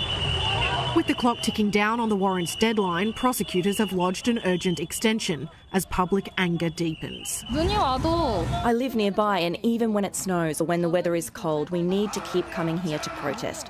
So I will keep coming out to rally until the president is impeached. I came here to protect the president and my country for the next generation. One of Mr. Yoon's lawyers came to thank those gathered near the presidential residence for their support. The US has dispatched its top diplomat Antony Blinken to the peninsula in what's likely his last trip before the change in the Oval Office. The instability in the South, a major concern in the White House. Korea's democracy has been tested in recent weeks, just as American democracy has faced challenges throughout our history. But you are responding by demonstrating your democratic resilience. But with no clear path forward, anti-corruption officials in Seoul have now asked for police to take over the execution of the arrest warrant. Yoon is still the current president of this country, who was elected by the sovereign residents of South Korea, and Yoon is receiving the appropriate security service according to that, as stipulated by law. The passion on both sides here is visceral and the political stakes are high, but authorities seem paralysed, passing responsibility for the arrest around and relying on legal arguments to justify the failure to execute the warrant. And while all this chaos continues, North Korea launched its first ballistic missile of the year into the East Sea, reminding Secretary Blinken and the South Korean government that Pyongyang is watching on. Kathleen Calderwood, ABC News, Seoul.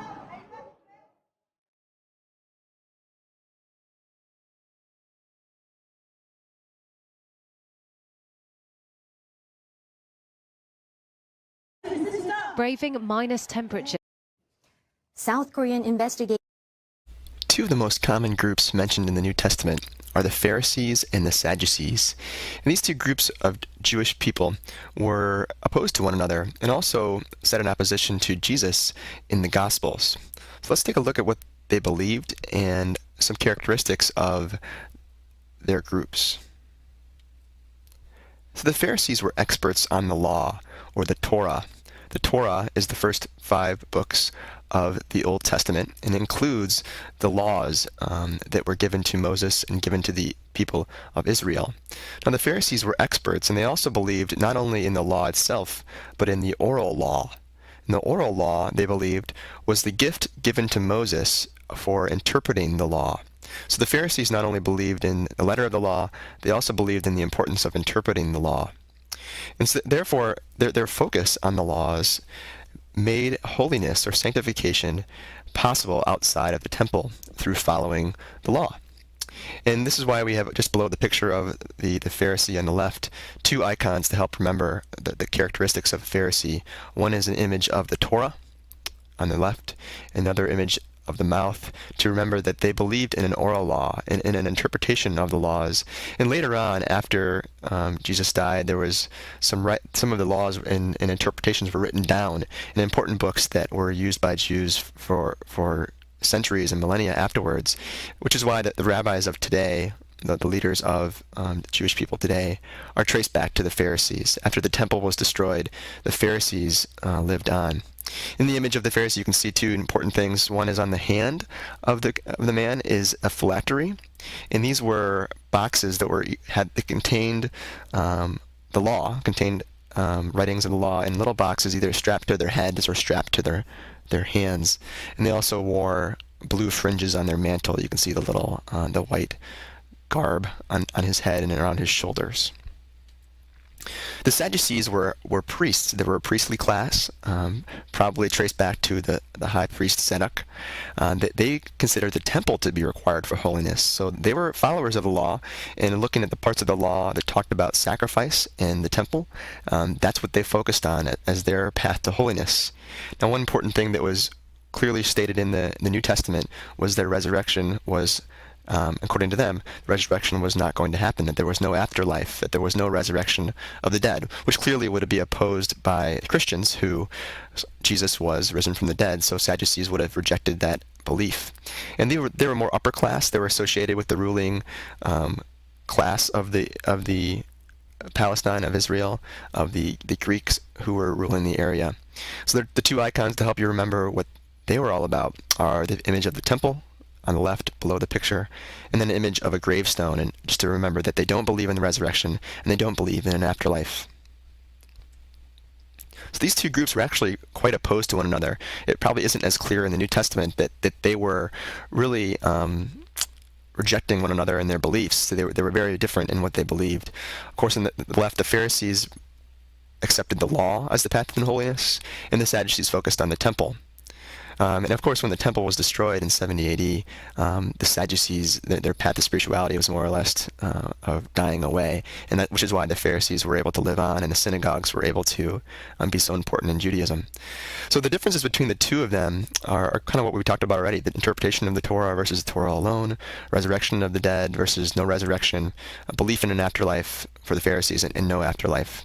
So the differences between these two groups and Jesus is Jesus was often projected as opposed to Pharisees because the Pharisees accepted strict interpretation of the law, and Jesus was saying that it's not legalism, but himself. He's the fulfillment of the law. And for the Sadducees, Jesus is of course resurrected from the dead, but he also described himself as the temple. He was even killed for saying that the temple would be destroyed and rebuilt in 3 days. So these two groups were important groups of the New Testament, and important to understand why Jesus was rejected by the Jewish people during his ministry. Police tried and failed to arrest the president of South Korea on Friday as the political and military crisis escalates there. Greg Palcott has more. The ongoing political standoff in South Korea turned physical on Friday, leading to fears of a possible civil war. President Yoon Suk-yeol is facing impeachment following his declaration of martial law last month.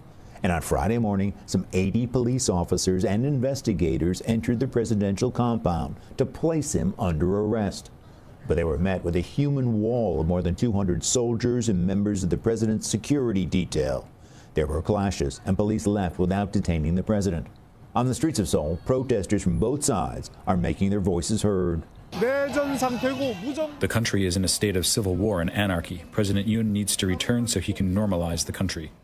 The president needs to be criminally punished, so he won't be allowed to do anything. He needs to be impeached as soon as possible. But others say they just want to return to stability after weeks of uncertainty clouded the holiday season. While it's a season to celebrate, I feel really pessimistic that this situation has been going on since the end of last year. Meanwhile, South Korea's Constitutional Court is gearing up for President Yoon's impeachment trial. A procedural hearing was held Friday to finalize the trial schedule and witness list. And the judges say politics won't play a role in the courtroom. I will judge independently, only by the Constitution and law, without bias, according to my conscience. Yoon supporters are now drawing parallels with President-elect Trump. Some even carrying signs that say, "Stop the steal." In London, Greg Palcott, Fox 32 Chicago. Anthony, back to you.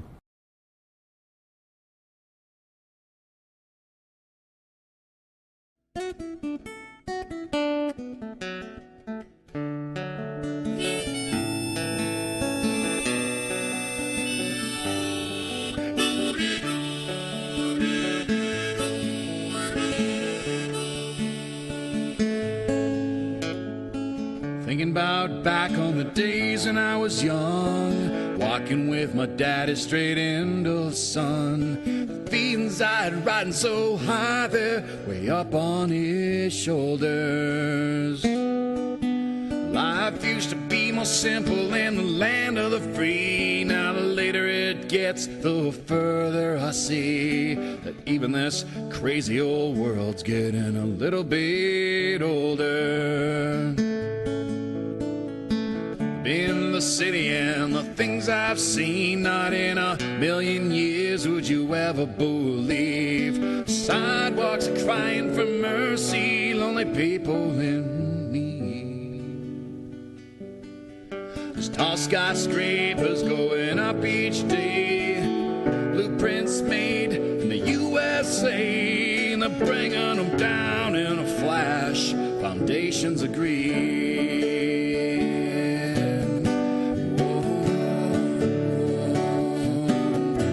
I've been rambling through the countryside, sometimes straight, other days high, feeling like maybe I was born 20 years too late. Taking in all kinds of sights and sounds, every step of the way, covering sacred ground. All along the watchtower, bells are ringing hours late. Checking out my nation, for it's the 51st state. Well, checking out my nation, for it's the 51st state.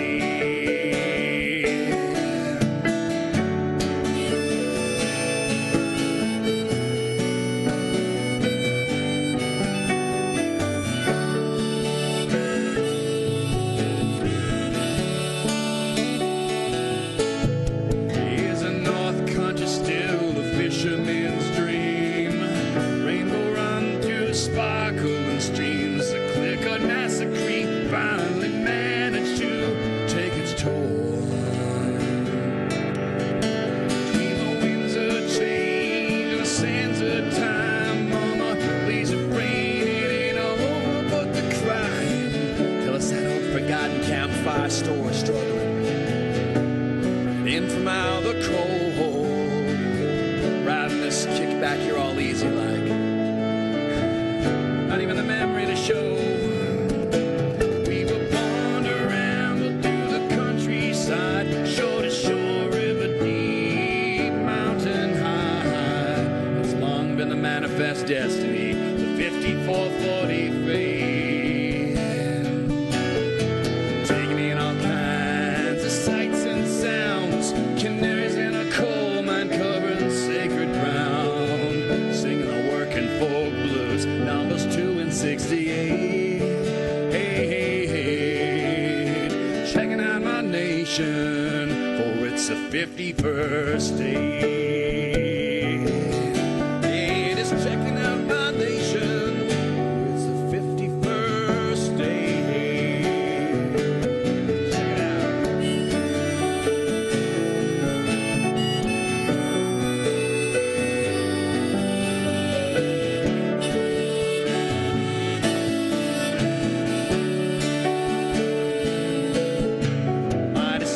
Trucks of midnight keep rolling on, divide and conquer while you stand on guard. Asphalt overdose, killer highway screws.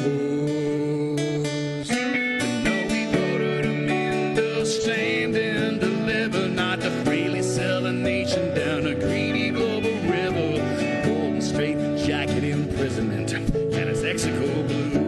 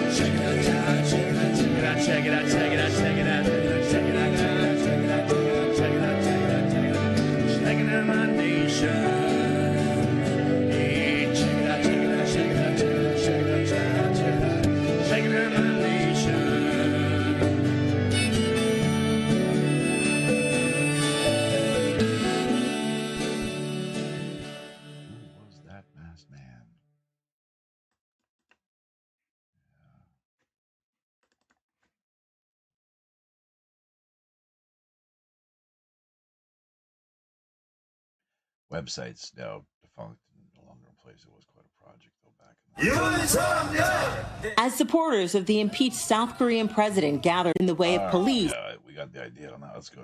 Come see us on tour in Los Angeles, Honolulu, Dallas, Texas, Baltimore, Atlantic City, Cohoes, New York, and Providence, Rhode Island. Go to jimmydore.com for a link for tickets, and only there. So now Tesla's getting exposed and ripped for their abuse of the H-1B visa program. Elon Musk says the reason I'm in America, along with so many critical people who built SpaceX, Tesla, and hundreds of other companies that made America strong is because of H-1B. Take a big step back and F yourself in the face. I will go to war on this issue, the likes of which you cannot possibly comprehend. So that's the richest man in the world telling the peasants to shut up and know your place. He'll handle this. I thought he just told us that we were supposed to do nice, happy things on Twitter. Right. Yeah. Wait, I just saw, I will go to war with this, the likes of which you cannot possibly comprehend, and then the next day he's walking. Of course he was. Tesla faces backlash for replacing U.S. workers with H-1B hires. No kidding? In a now controversial move, Tesla has reportedly replaced thousands of U.S. employees laid off earlier this year.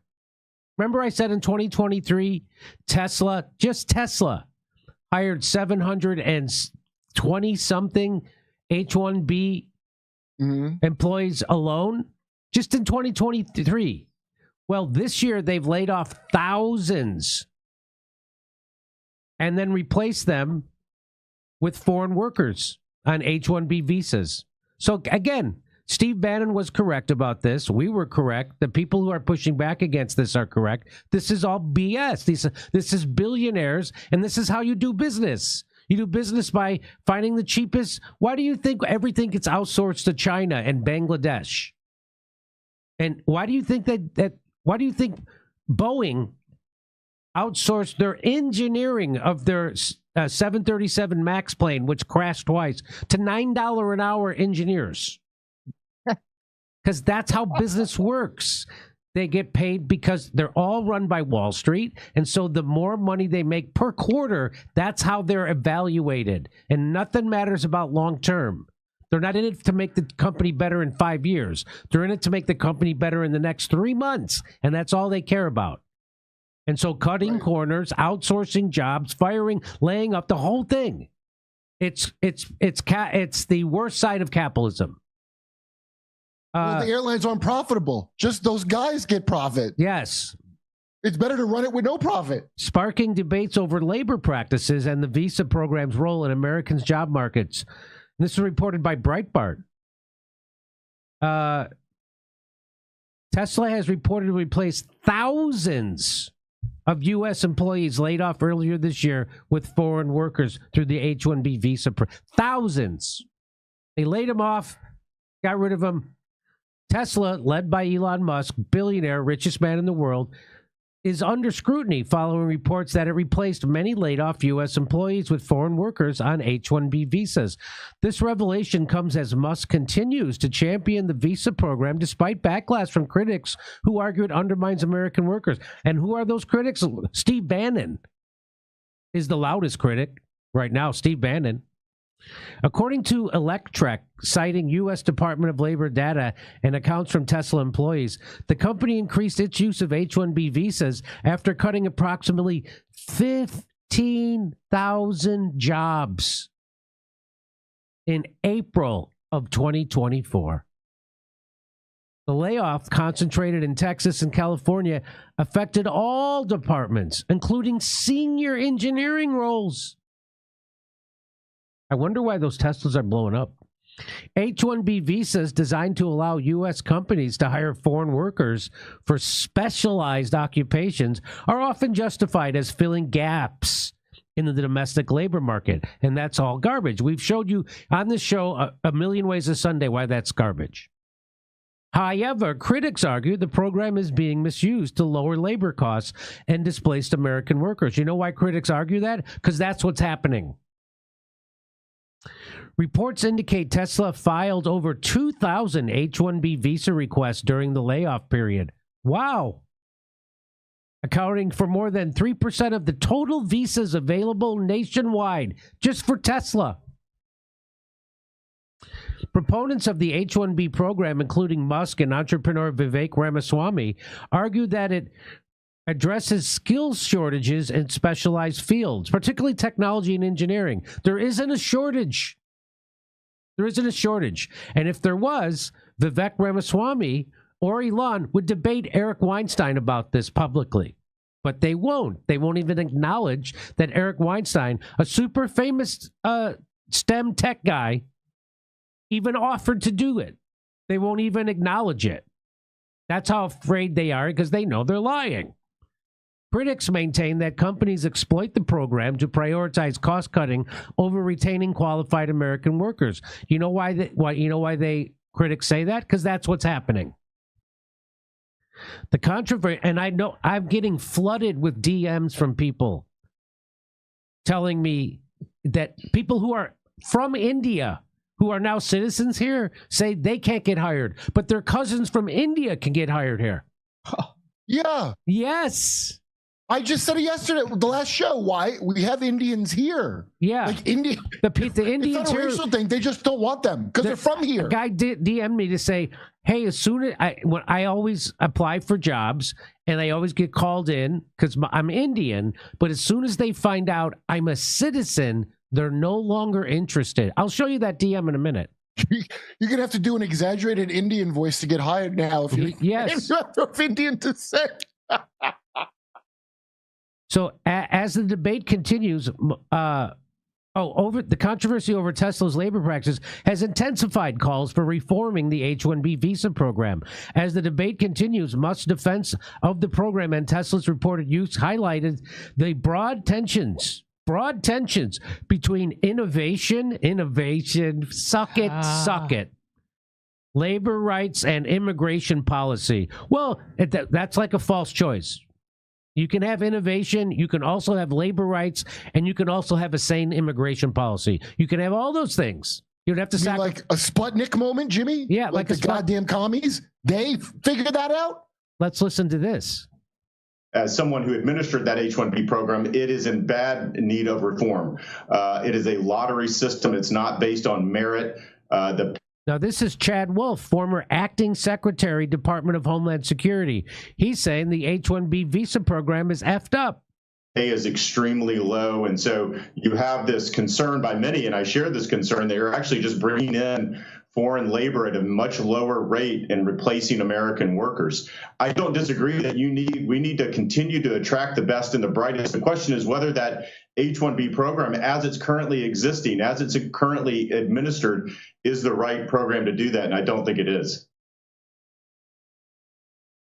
Wow, so there you go. Tesla getting outed. Elon Musk getting outed. Vivek Ramaswamy getting outed over this, as they should. And again, I'm not saying if I was a billionaire or the richest man in the world, I wouldn't also be messed up on this issue. I'd probably be out of touch. And so I'm not saying Elon or Vivek or Trump are evil because they're doing this. I'm saying the effects of what they're doing is evil. Just like Joe Biden. Joe Biden doesn't even know what he's doing. So when he signed the bill that let the people come in to drive trucks in the United States, the effects of that is evil. You're hollowing out the middle class in the United States on purpose. And how are you doing it? By exploiting more desperate people. Joe Biden. That you are importing. Joe Biden. That is evil. So there you go. I think it's good. And Steve Bannon and MAGA. Now, I don't know much about Steve Bannon. I'm sure I disagree with him on lots of things, but his big thing is to bring blacks, Hispanics, whites, people of all color together around economic issues, which is exactly what the message of Fred Hampton was, Martin Luther King was, which is why they killed him. And it was also Malcolm X, which is why they killed him. It wasn't at first, but as soon as Malcolm X shifted to that message, they killed him. And And that's what Steve Bannon's message is right now, which is probably why they put him in jail. Come see us on tour in Los Angeles, Honolulu, Dallas, Texas, Baltimore, Atlantic City, Cohoes, New York, and Providence, Rhode Island. Go to jimmydore.com for a link for tickets, and only there. Yeah, there's been a big tech internet coup, and that's why your traffic and reach suck. A funny thing happened on my way through the COVID era. Even as people left and right were suffering unspeakable financial hardship, interest in my energy healing technique went through the roof. Granted, folks everywhere were suddenly a lot more focused, for good reason, on health and wellness, and they had considerably more time to thoughtfully read and consider my books and other materials on the subject.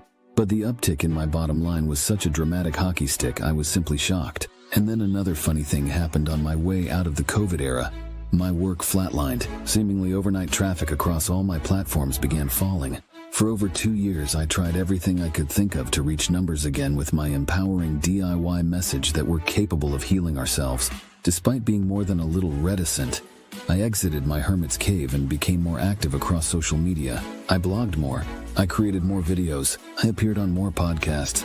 I did more interviews. This was high-level content I was sharing, if I do say so myself. Nevertheless, my uncanny sense of living in a solipsistic echo chamber, unable to reach, much less communicate with other human beings, only ballooned. My book sales dwindled. My mailing list shrank.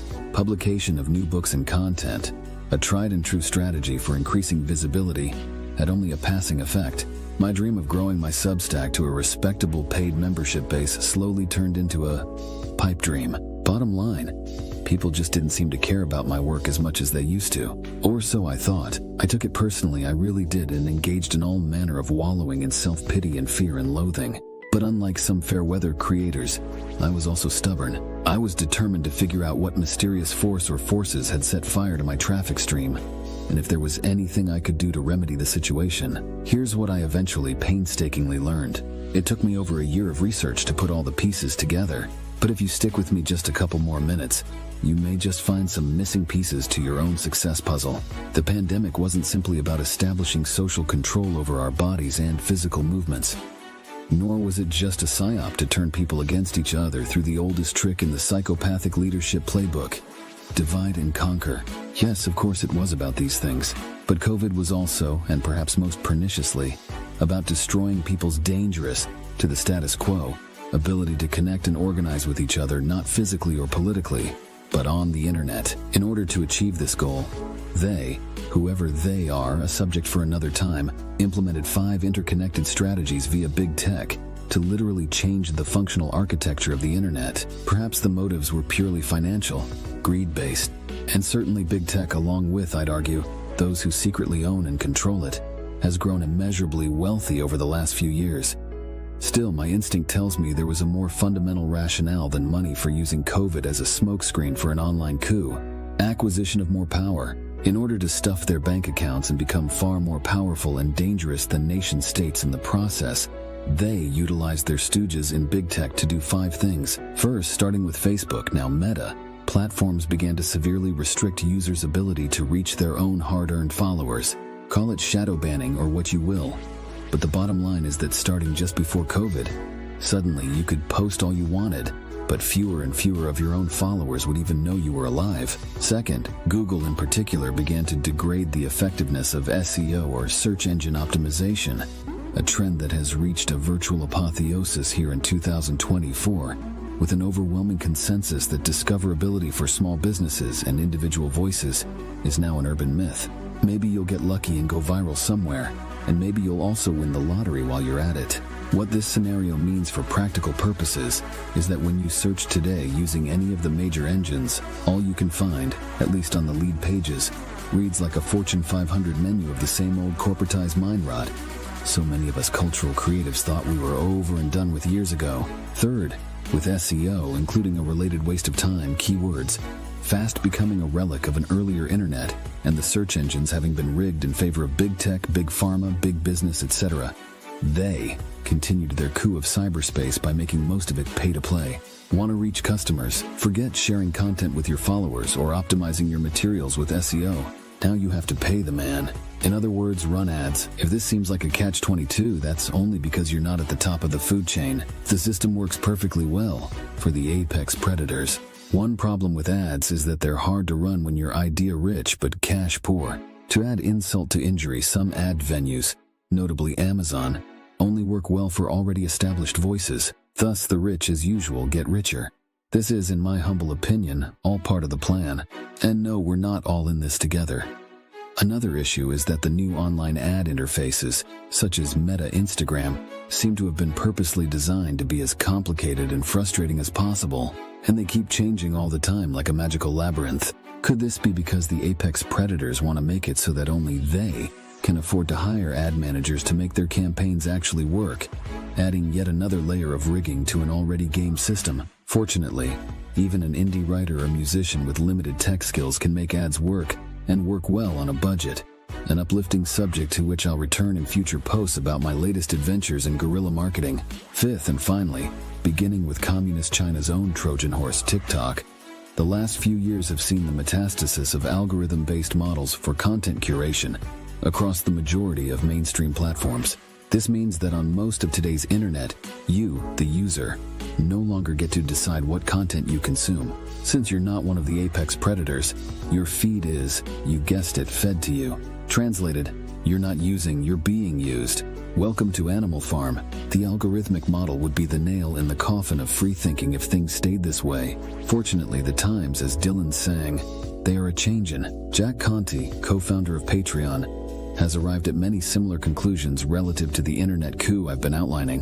In a recent talk, The Death of the Follower and the Future of Creativity on the Web, Conte had this to say: "I'm worried that the 2020s could become the death of the follower. I got an email from a creator about a year and a half ago and my heart just sank in my stomach. Hey Jack, I'm writing this letter to you hat in hand due to changes at Facebook. Overnight, the traffic to my links and my pages dropped by 80%. As such, it looks like I'll have to sell my home. I'm dusting off my resume and looking for jobs in social media management. I'm seeing more and more things like this, and it's not just happening to creators. It's happening to anyone who posts stuff on the internet. It's happening to media companies Vice and BuzzFeed and Rooster Teeth's announcements. This is a really hard change to navigate for anyone who's posting stuff online and trying to build community and business. I think it's really important to remember that, and to understand that if you're not connecting as much as you want to with your audience right now, that does not necessarily mean there's something wrong with you. A lot of us as creators have this tendency to be like, what can I do better? And that's a good impulse. Honestly, it's like a growth mindset. But there is also something happening in the background right now. It's a macro thing that's happening on the web that makes our jobs as creators really hard right now. There are a lot of smart people at big companies that are well-funded big media companies trying to figure this out too. And they're having trouble with it too. So as creators, just know that doesn't necessarily mean there's something wrong with you.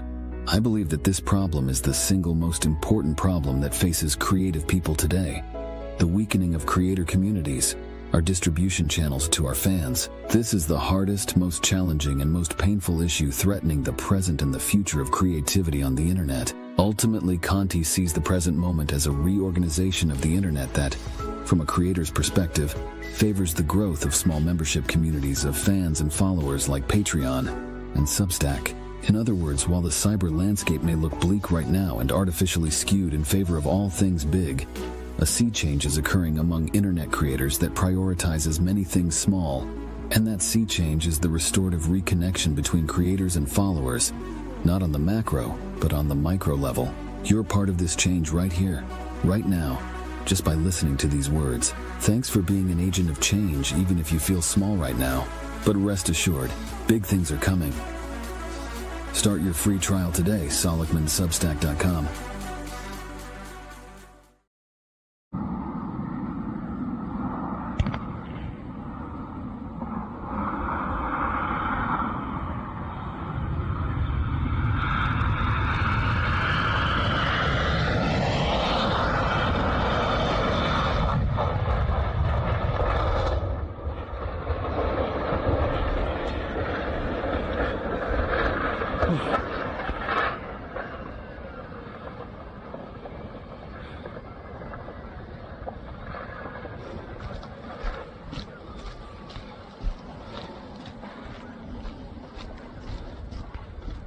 큰일이네.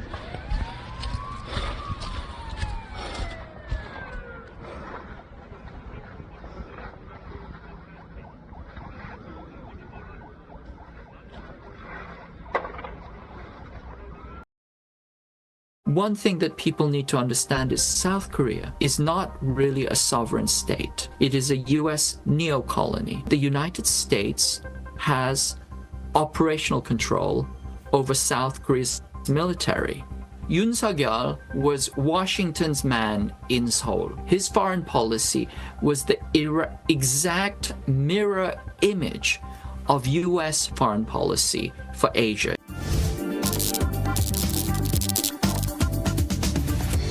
Korea has been facing a non-stop political crisis since December. This is the latest tense 6-hour standoff inside South Korean President Yoon Suk-yeol's compound in Seoul. Yoon is under criminal investigation for insurrection over his December 3rd martial law bid that stung South Korea and led to the first arrest warrant to be issued for a sitting president. What led to the chaos in South Korea? Listen to Korean-American geopolitical analyst KJ No explains. This is the cycle where the United States puts in a dictator, the Koreans overthrow the dictator, and the United States puts in another one. This happened 1948, 1960, 1972, 1979, 1980, 1987, and here 2015, and here we go again.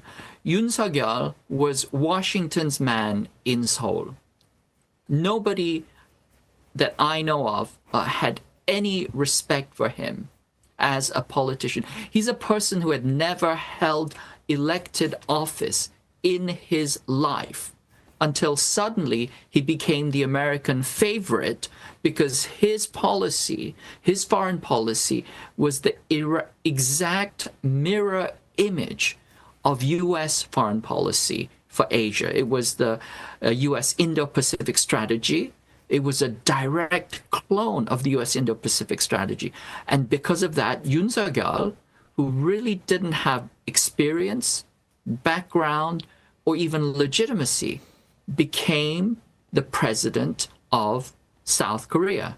When he became the president of South Korea, he said that I'm going to turn this country into a republic of prosecution, which is what he did. He was prosecuting unions, he was prosecuting peace organizations, he was prosecuting workers, the media, any and everybody, civil society itself. He was trampling it underfoot. And the US was just continuing to praise him and saying, this man is the leader of a global pivot state that is leading, the fight of democracies against autocracies. And the next thing you know, he has declared himself dictator of South Korea by declaring martial law. When you declare martial law, you're saying that the country is now a military dictatorship. Certainly, Yoon Suk-yeol has completely delegitimated himself. He claimed that he was some kind of a democratic savior. Turns out he's just your ordinary, standard issue South Korean military despot. That's what he was aspiring to. The U.S. claimed that South Korea was some kind of, haven of democracy. Of course it wasn't. They were just putting out this propaganda because it served their geopolitical purposes. It seems like there was some kind of plan to trigger a war with North Korea and to use that as the pretext for starting martial law. Now, the fact of start triggering a war with North Korea is very, very critical, because one thing that people need to understand is South Korea is not really a sovereign state. It is a U.S. neo-colony. And the best example of the fact that South Korea is a U.S. neo-colony or a client state or a vassal is that the United States has operational control over South Korea's military the moment it declares DEFCON 3 or preparation for war. So if we have a situation where the U.S. favored president declares martial law, uses the pretext of North Korea, of war with North Korea, as the justification for martial law, then what happens is South Korea's 500,000 troops, plus potentially 3.1 million reserve troops, fall immediately under U.S. operational control. In other words, we have a situation which primes the entire peninsula for war against China, and also creates tremendous moral hazard for this escalation to war. So it's a very, very, dangerous situation, precarious and high-risk situation in South Korea right now. 虽然埋葬墓主人的1号墓中迟迟没有带有铭文和纪年的器物出土，但其中的一件文物却让考古队改变了既有的发掘思路。在扬州那边有一个墓里面也出了一个这么一个东西，这些东西呢，它这个一般来说没有固定的一个形状，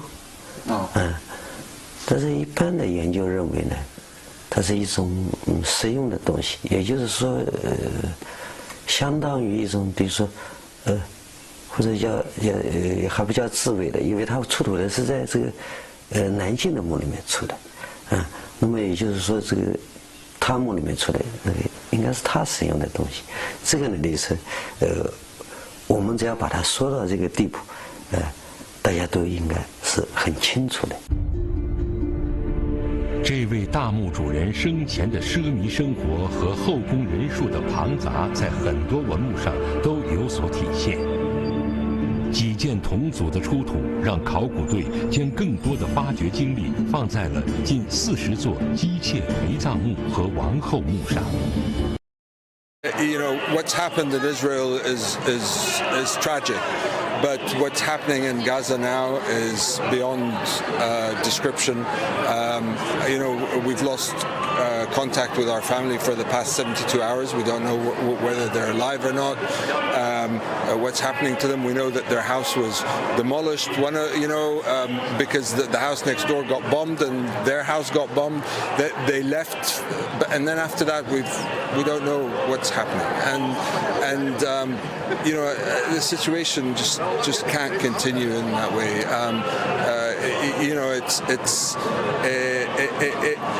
The whole situation is tragic. People are dying, children are dying. It can't really continue, and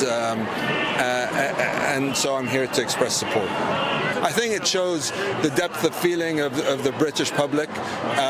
There are people from absolutely every type of skin color, creed,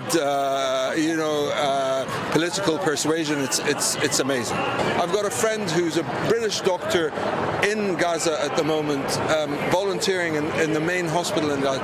He's been volunteering there for 20 years. He said he's never, in all the 20 years, seen what's happened, anything close to what's happening at the moment. It just can't continue. It's too much suffering, too much injustice, and we really need to find a permanent solution. And I think the British government is bears a special responsibility to help with that.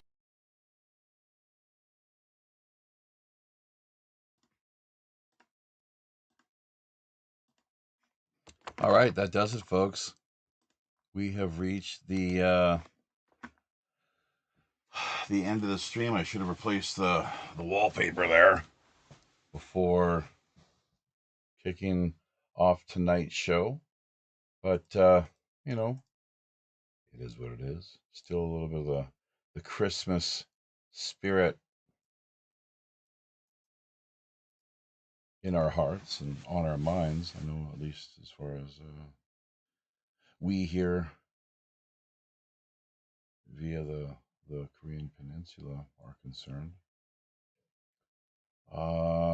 Although, as was mentioned in one of the earlier news reports, that untimely and very tragic crash, the plane crash, really as far as the nation as a whole, really managed, as you can see, flags flying at half-mast, and in an extended state of mourning and reflection, as we should be, out of respect for the people who are lost. And we've got it all on videotape there as well. We shared it with you, just one of the last videos, in fact, that that you managed to have brought your way tonight. Somewhat graphic.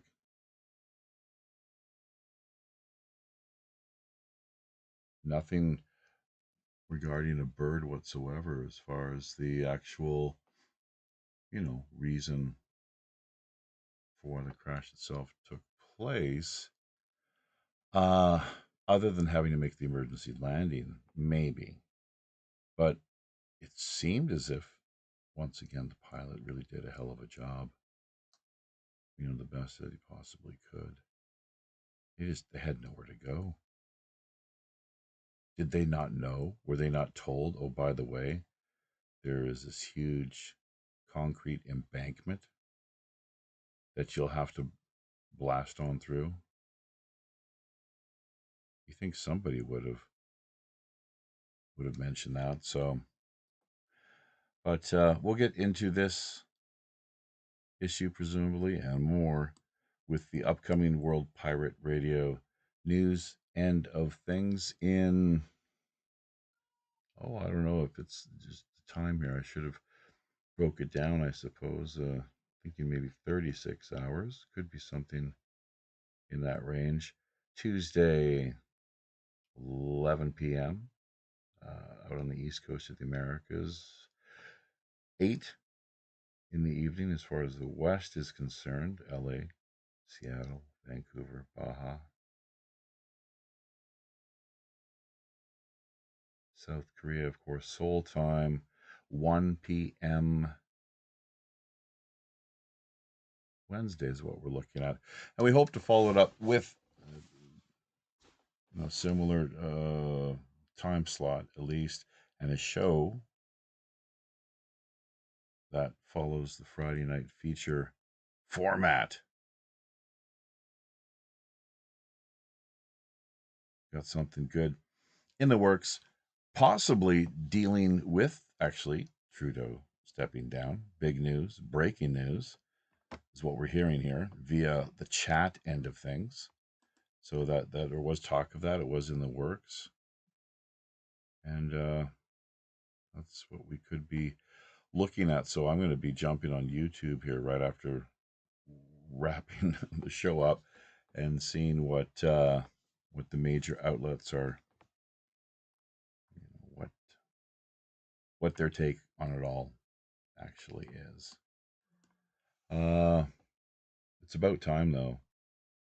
I mean, once again, these people that are willing, as was mentioned earlier before we kicked off the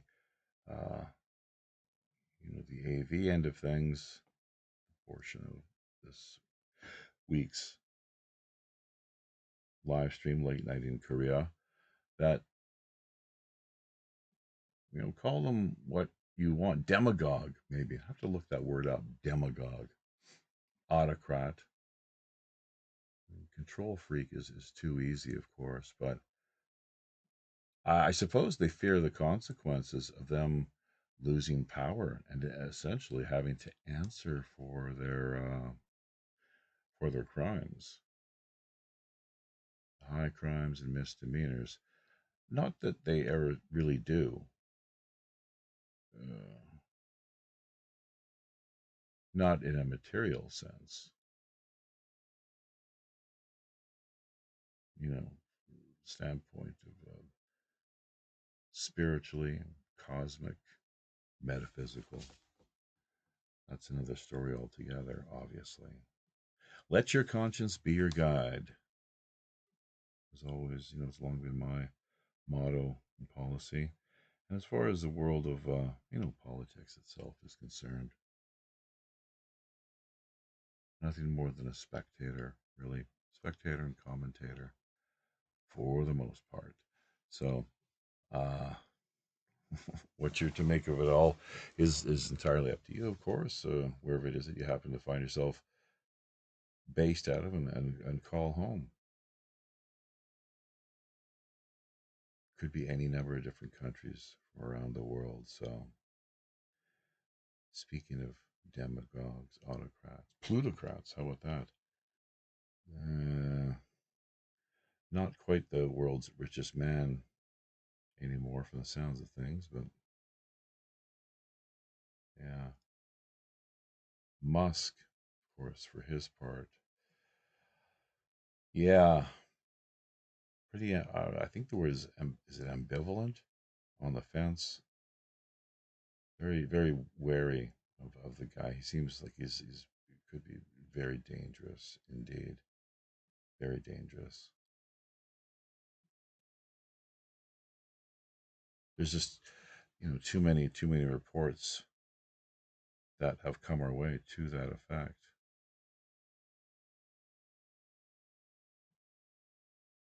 So it would seem. But and I'm also very curious. I'd like to look more into his family history and why his grandfather, a lot of people aren't aware of this, but was essentially, from the way the story goes at least, run out of Canada back in the day. His grandfather was one of the founders, helped to launch technocracy. Look it up, folks. Hashtag technokraken. Yeah, and the social credit system as well too. Look up social credit party. Social credit party out of British Columbia, Canada. They, as it turned out, I think they may be defunct at this point, but wow, they really did a really great job for themselves for quite a few years. Social credit party. The Bennetts. Premier Bill Bennett. I forget his father's name. It wasn't quite my era generation. A number of years prior, but the two of them, especially the father in particular, I guess, credited as a major in provincial industrialist, someone who really helped to open up and help to with the infrastructure of the province, cultivate the resources. The rich is essentially natural resources. The province holds. Each of Canada's provinces, in their own distinct way, obviously, has something to offer. And why is it? Just can't see. Maybe somebody out there listening can answer this for us. But why is it that Canadians end up having to pay more for their own timber purchases when they go to, say, the lumber store, to pick up some 2x4s, 2x6s, and things of that sort.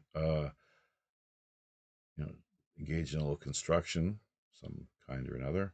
Why is it that Canadians end up having to pay more for Canadian lumber than Americans do?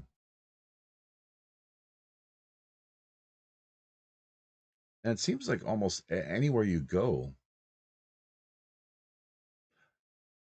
it could be something quite similar, where you find like electronics. I think they might be even more costly and expensive here in Asia than overseas and in the West. That's the way the game is played. The numbers are stacked, not in our favor either. Picture there of some people recognize that mug, Angel Espino, managing to just over the last couple of days make his way out of the hospital. Thank goodness. We all did there was a thought intention experiment that a number of us engaged in support of both him and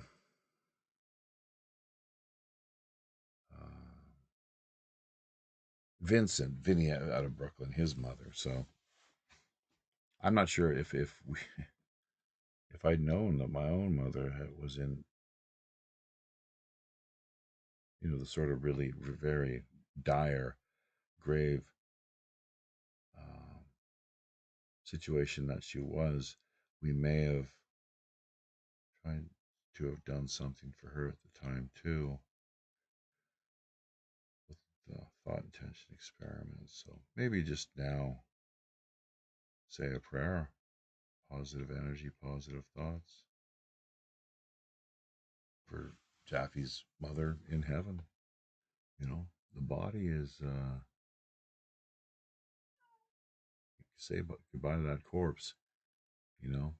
That's a done deal for sure, as it is with all of us come our time.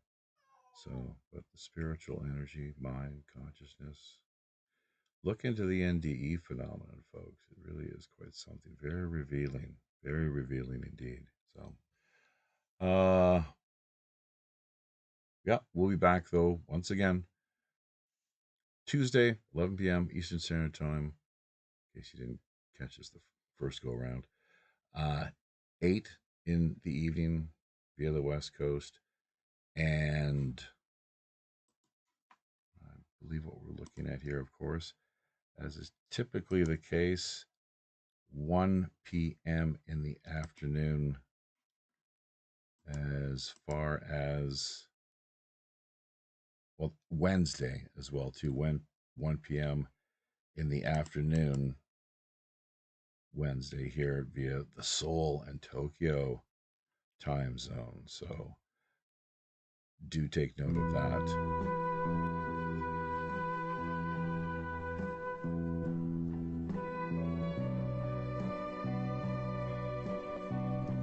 Almost 20 minutes to 3 here, getting pretty late in the morning. I've got a teaching gig to attend to in just a few hours, as the way my schedule typically stacks up. So hope you have a great day.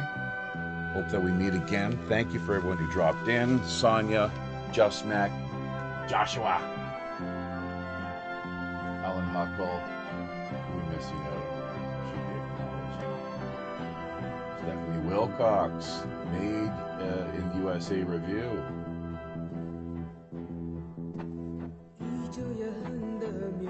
Good to see you as well.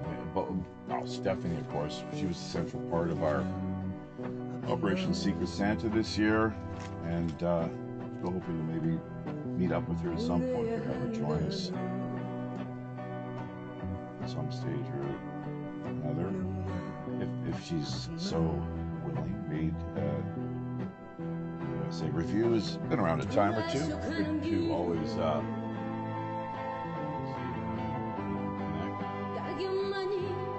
You are a male who is open to listen to God. Yes, like it wants to be a guy. Otherwise, listen to God-fearing white men.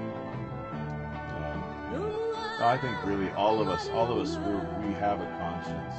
Most of us. Some people have a bit of a problem with their conscience, but if we can maintain a healthy conscience, spirit, cultivate that good spirit, then eudaimonia, as the Greeks, probably even Jesus himself spoke of that good demon within, meaning happiness. We can do that vibration frequency. It's the way that a musical string vibrates, sort of a frequency level which allows it to sound in a harmonious way. It's good for for us. It's good for everyone else, either around us or that happens to connect with us.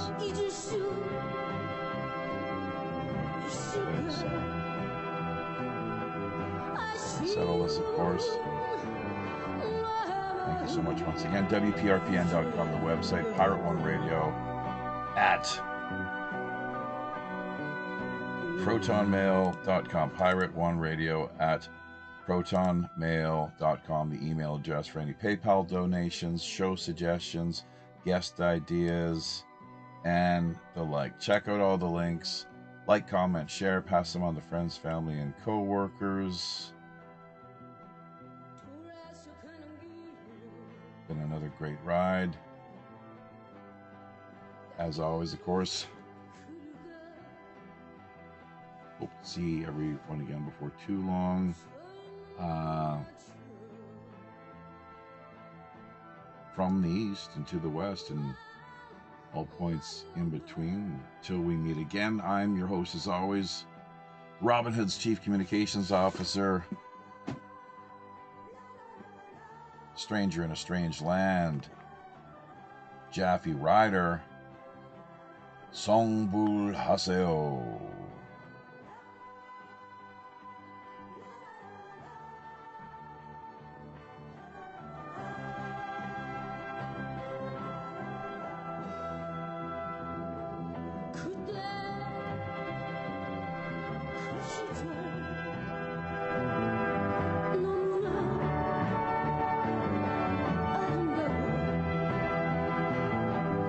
Just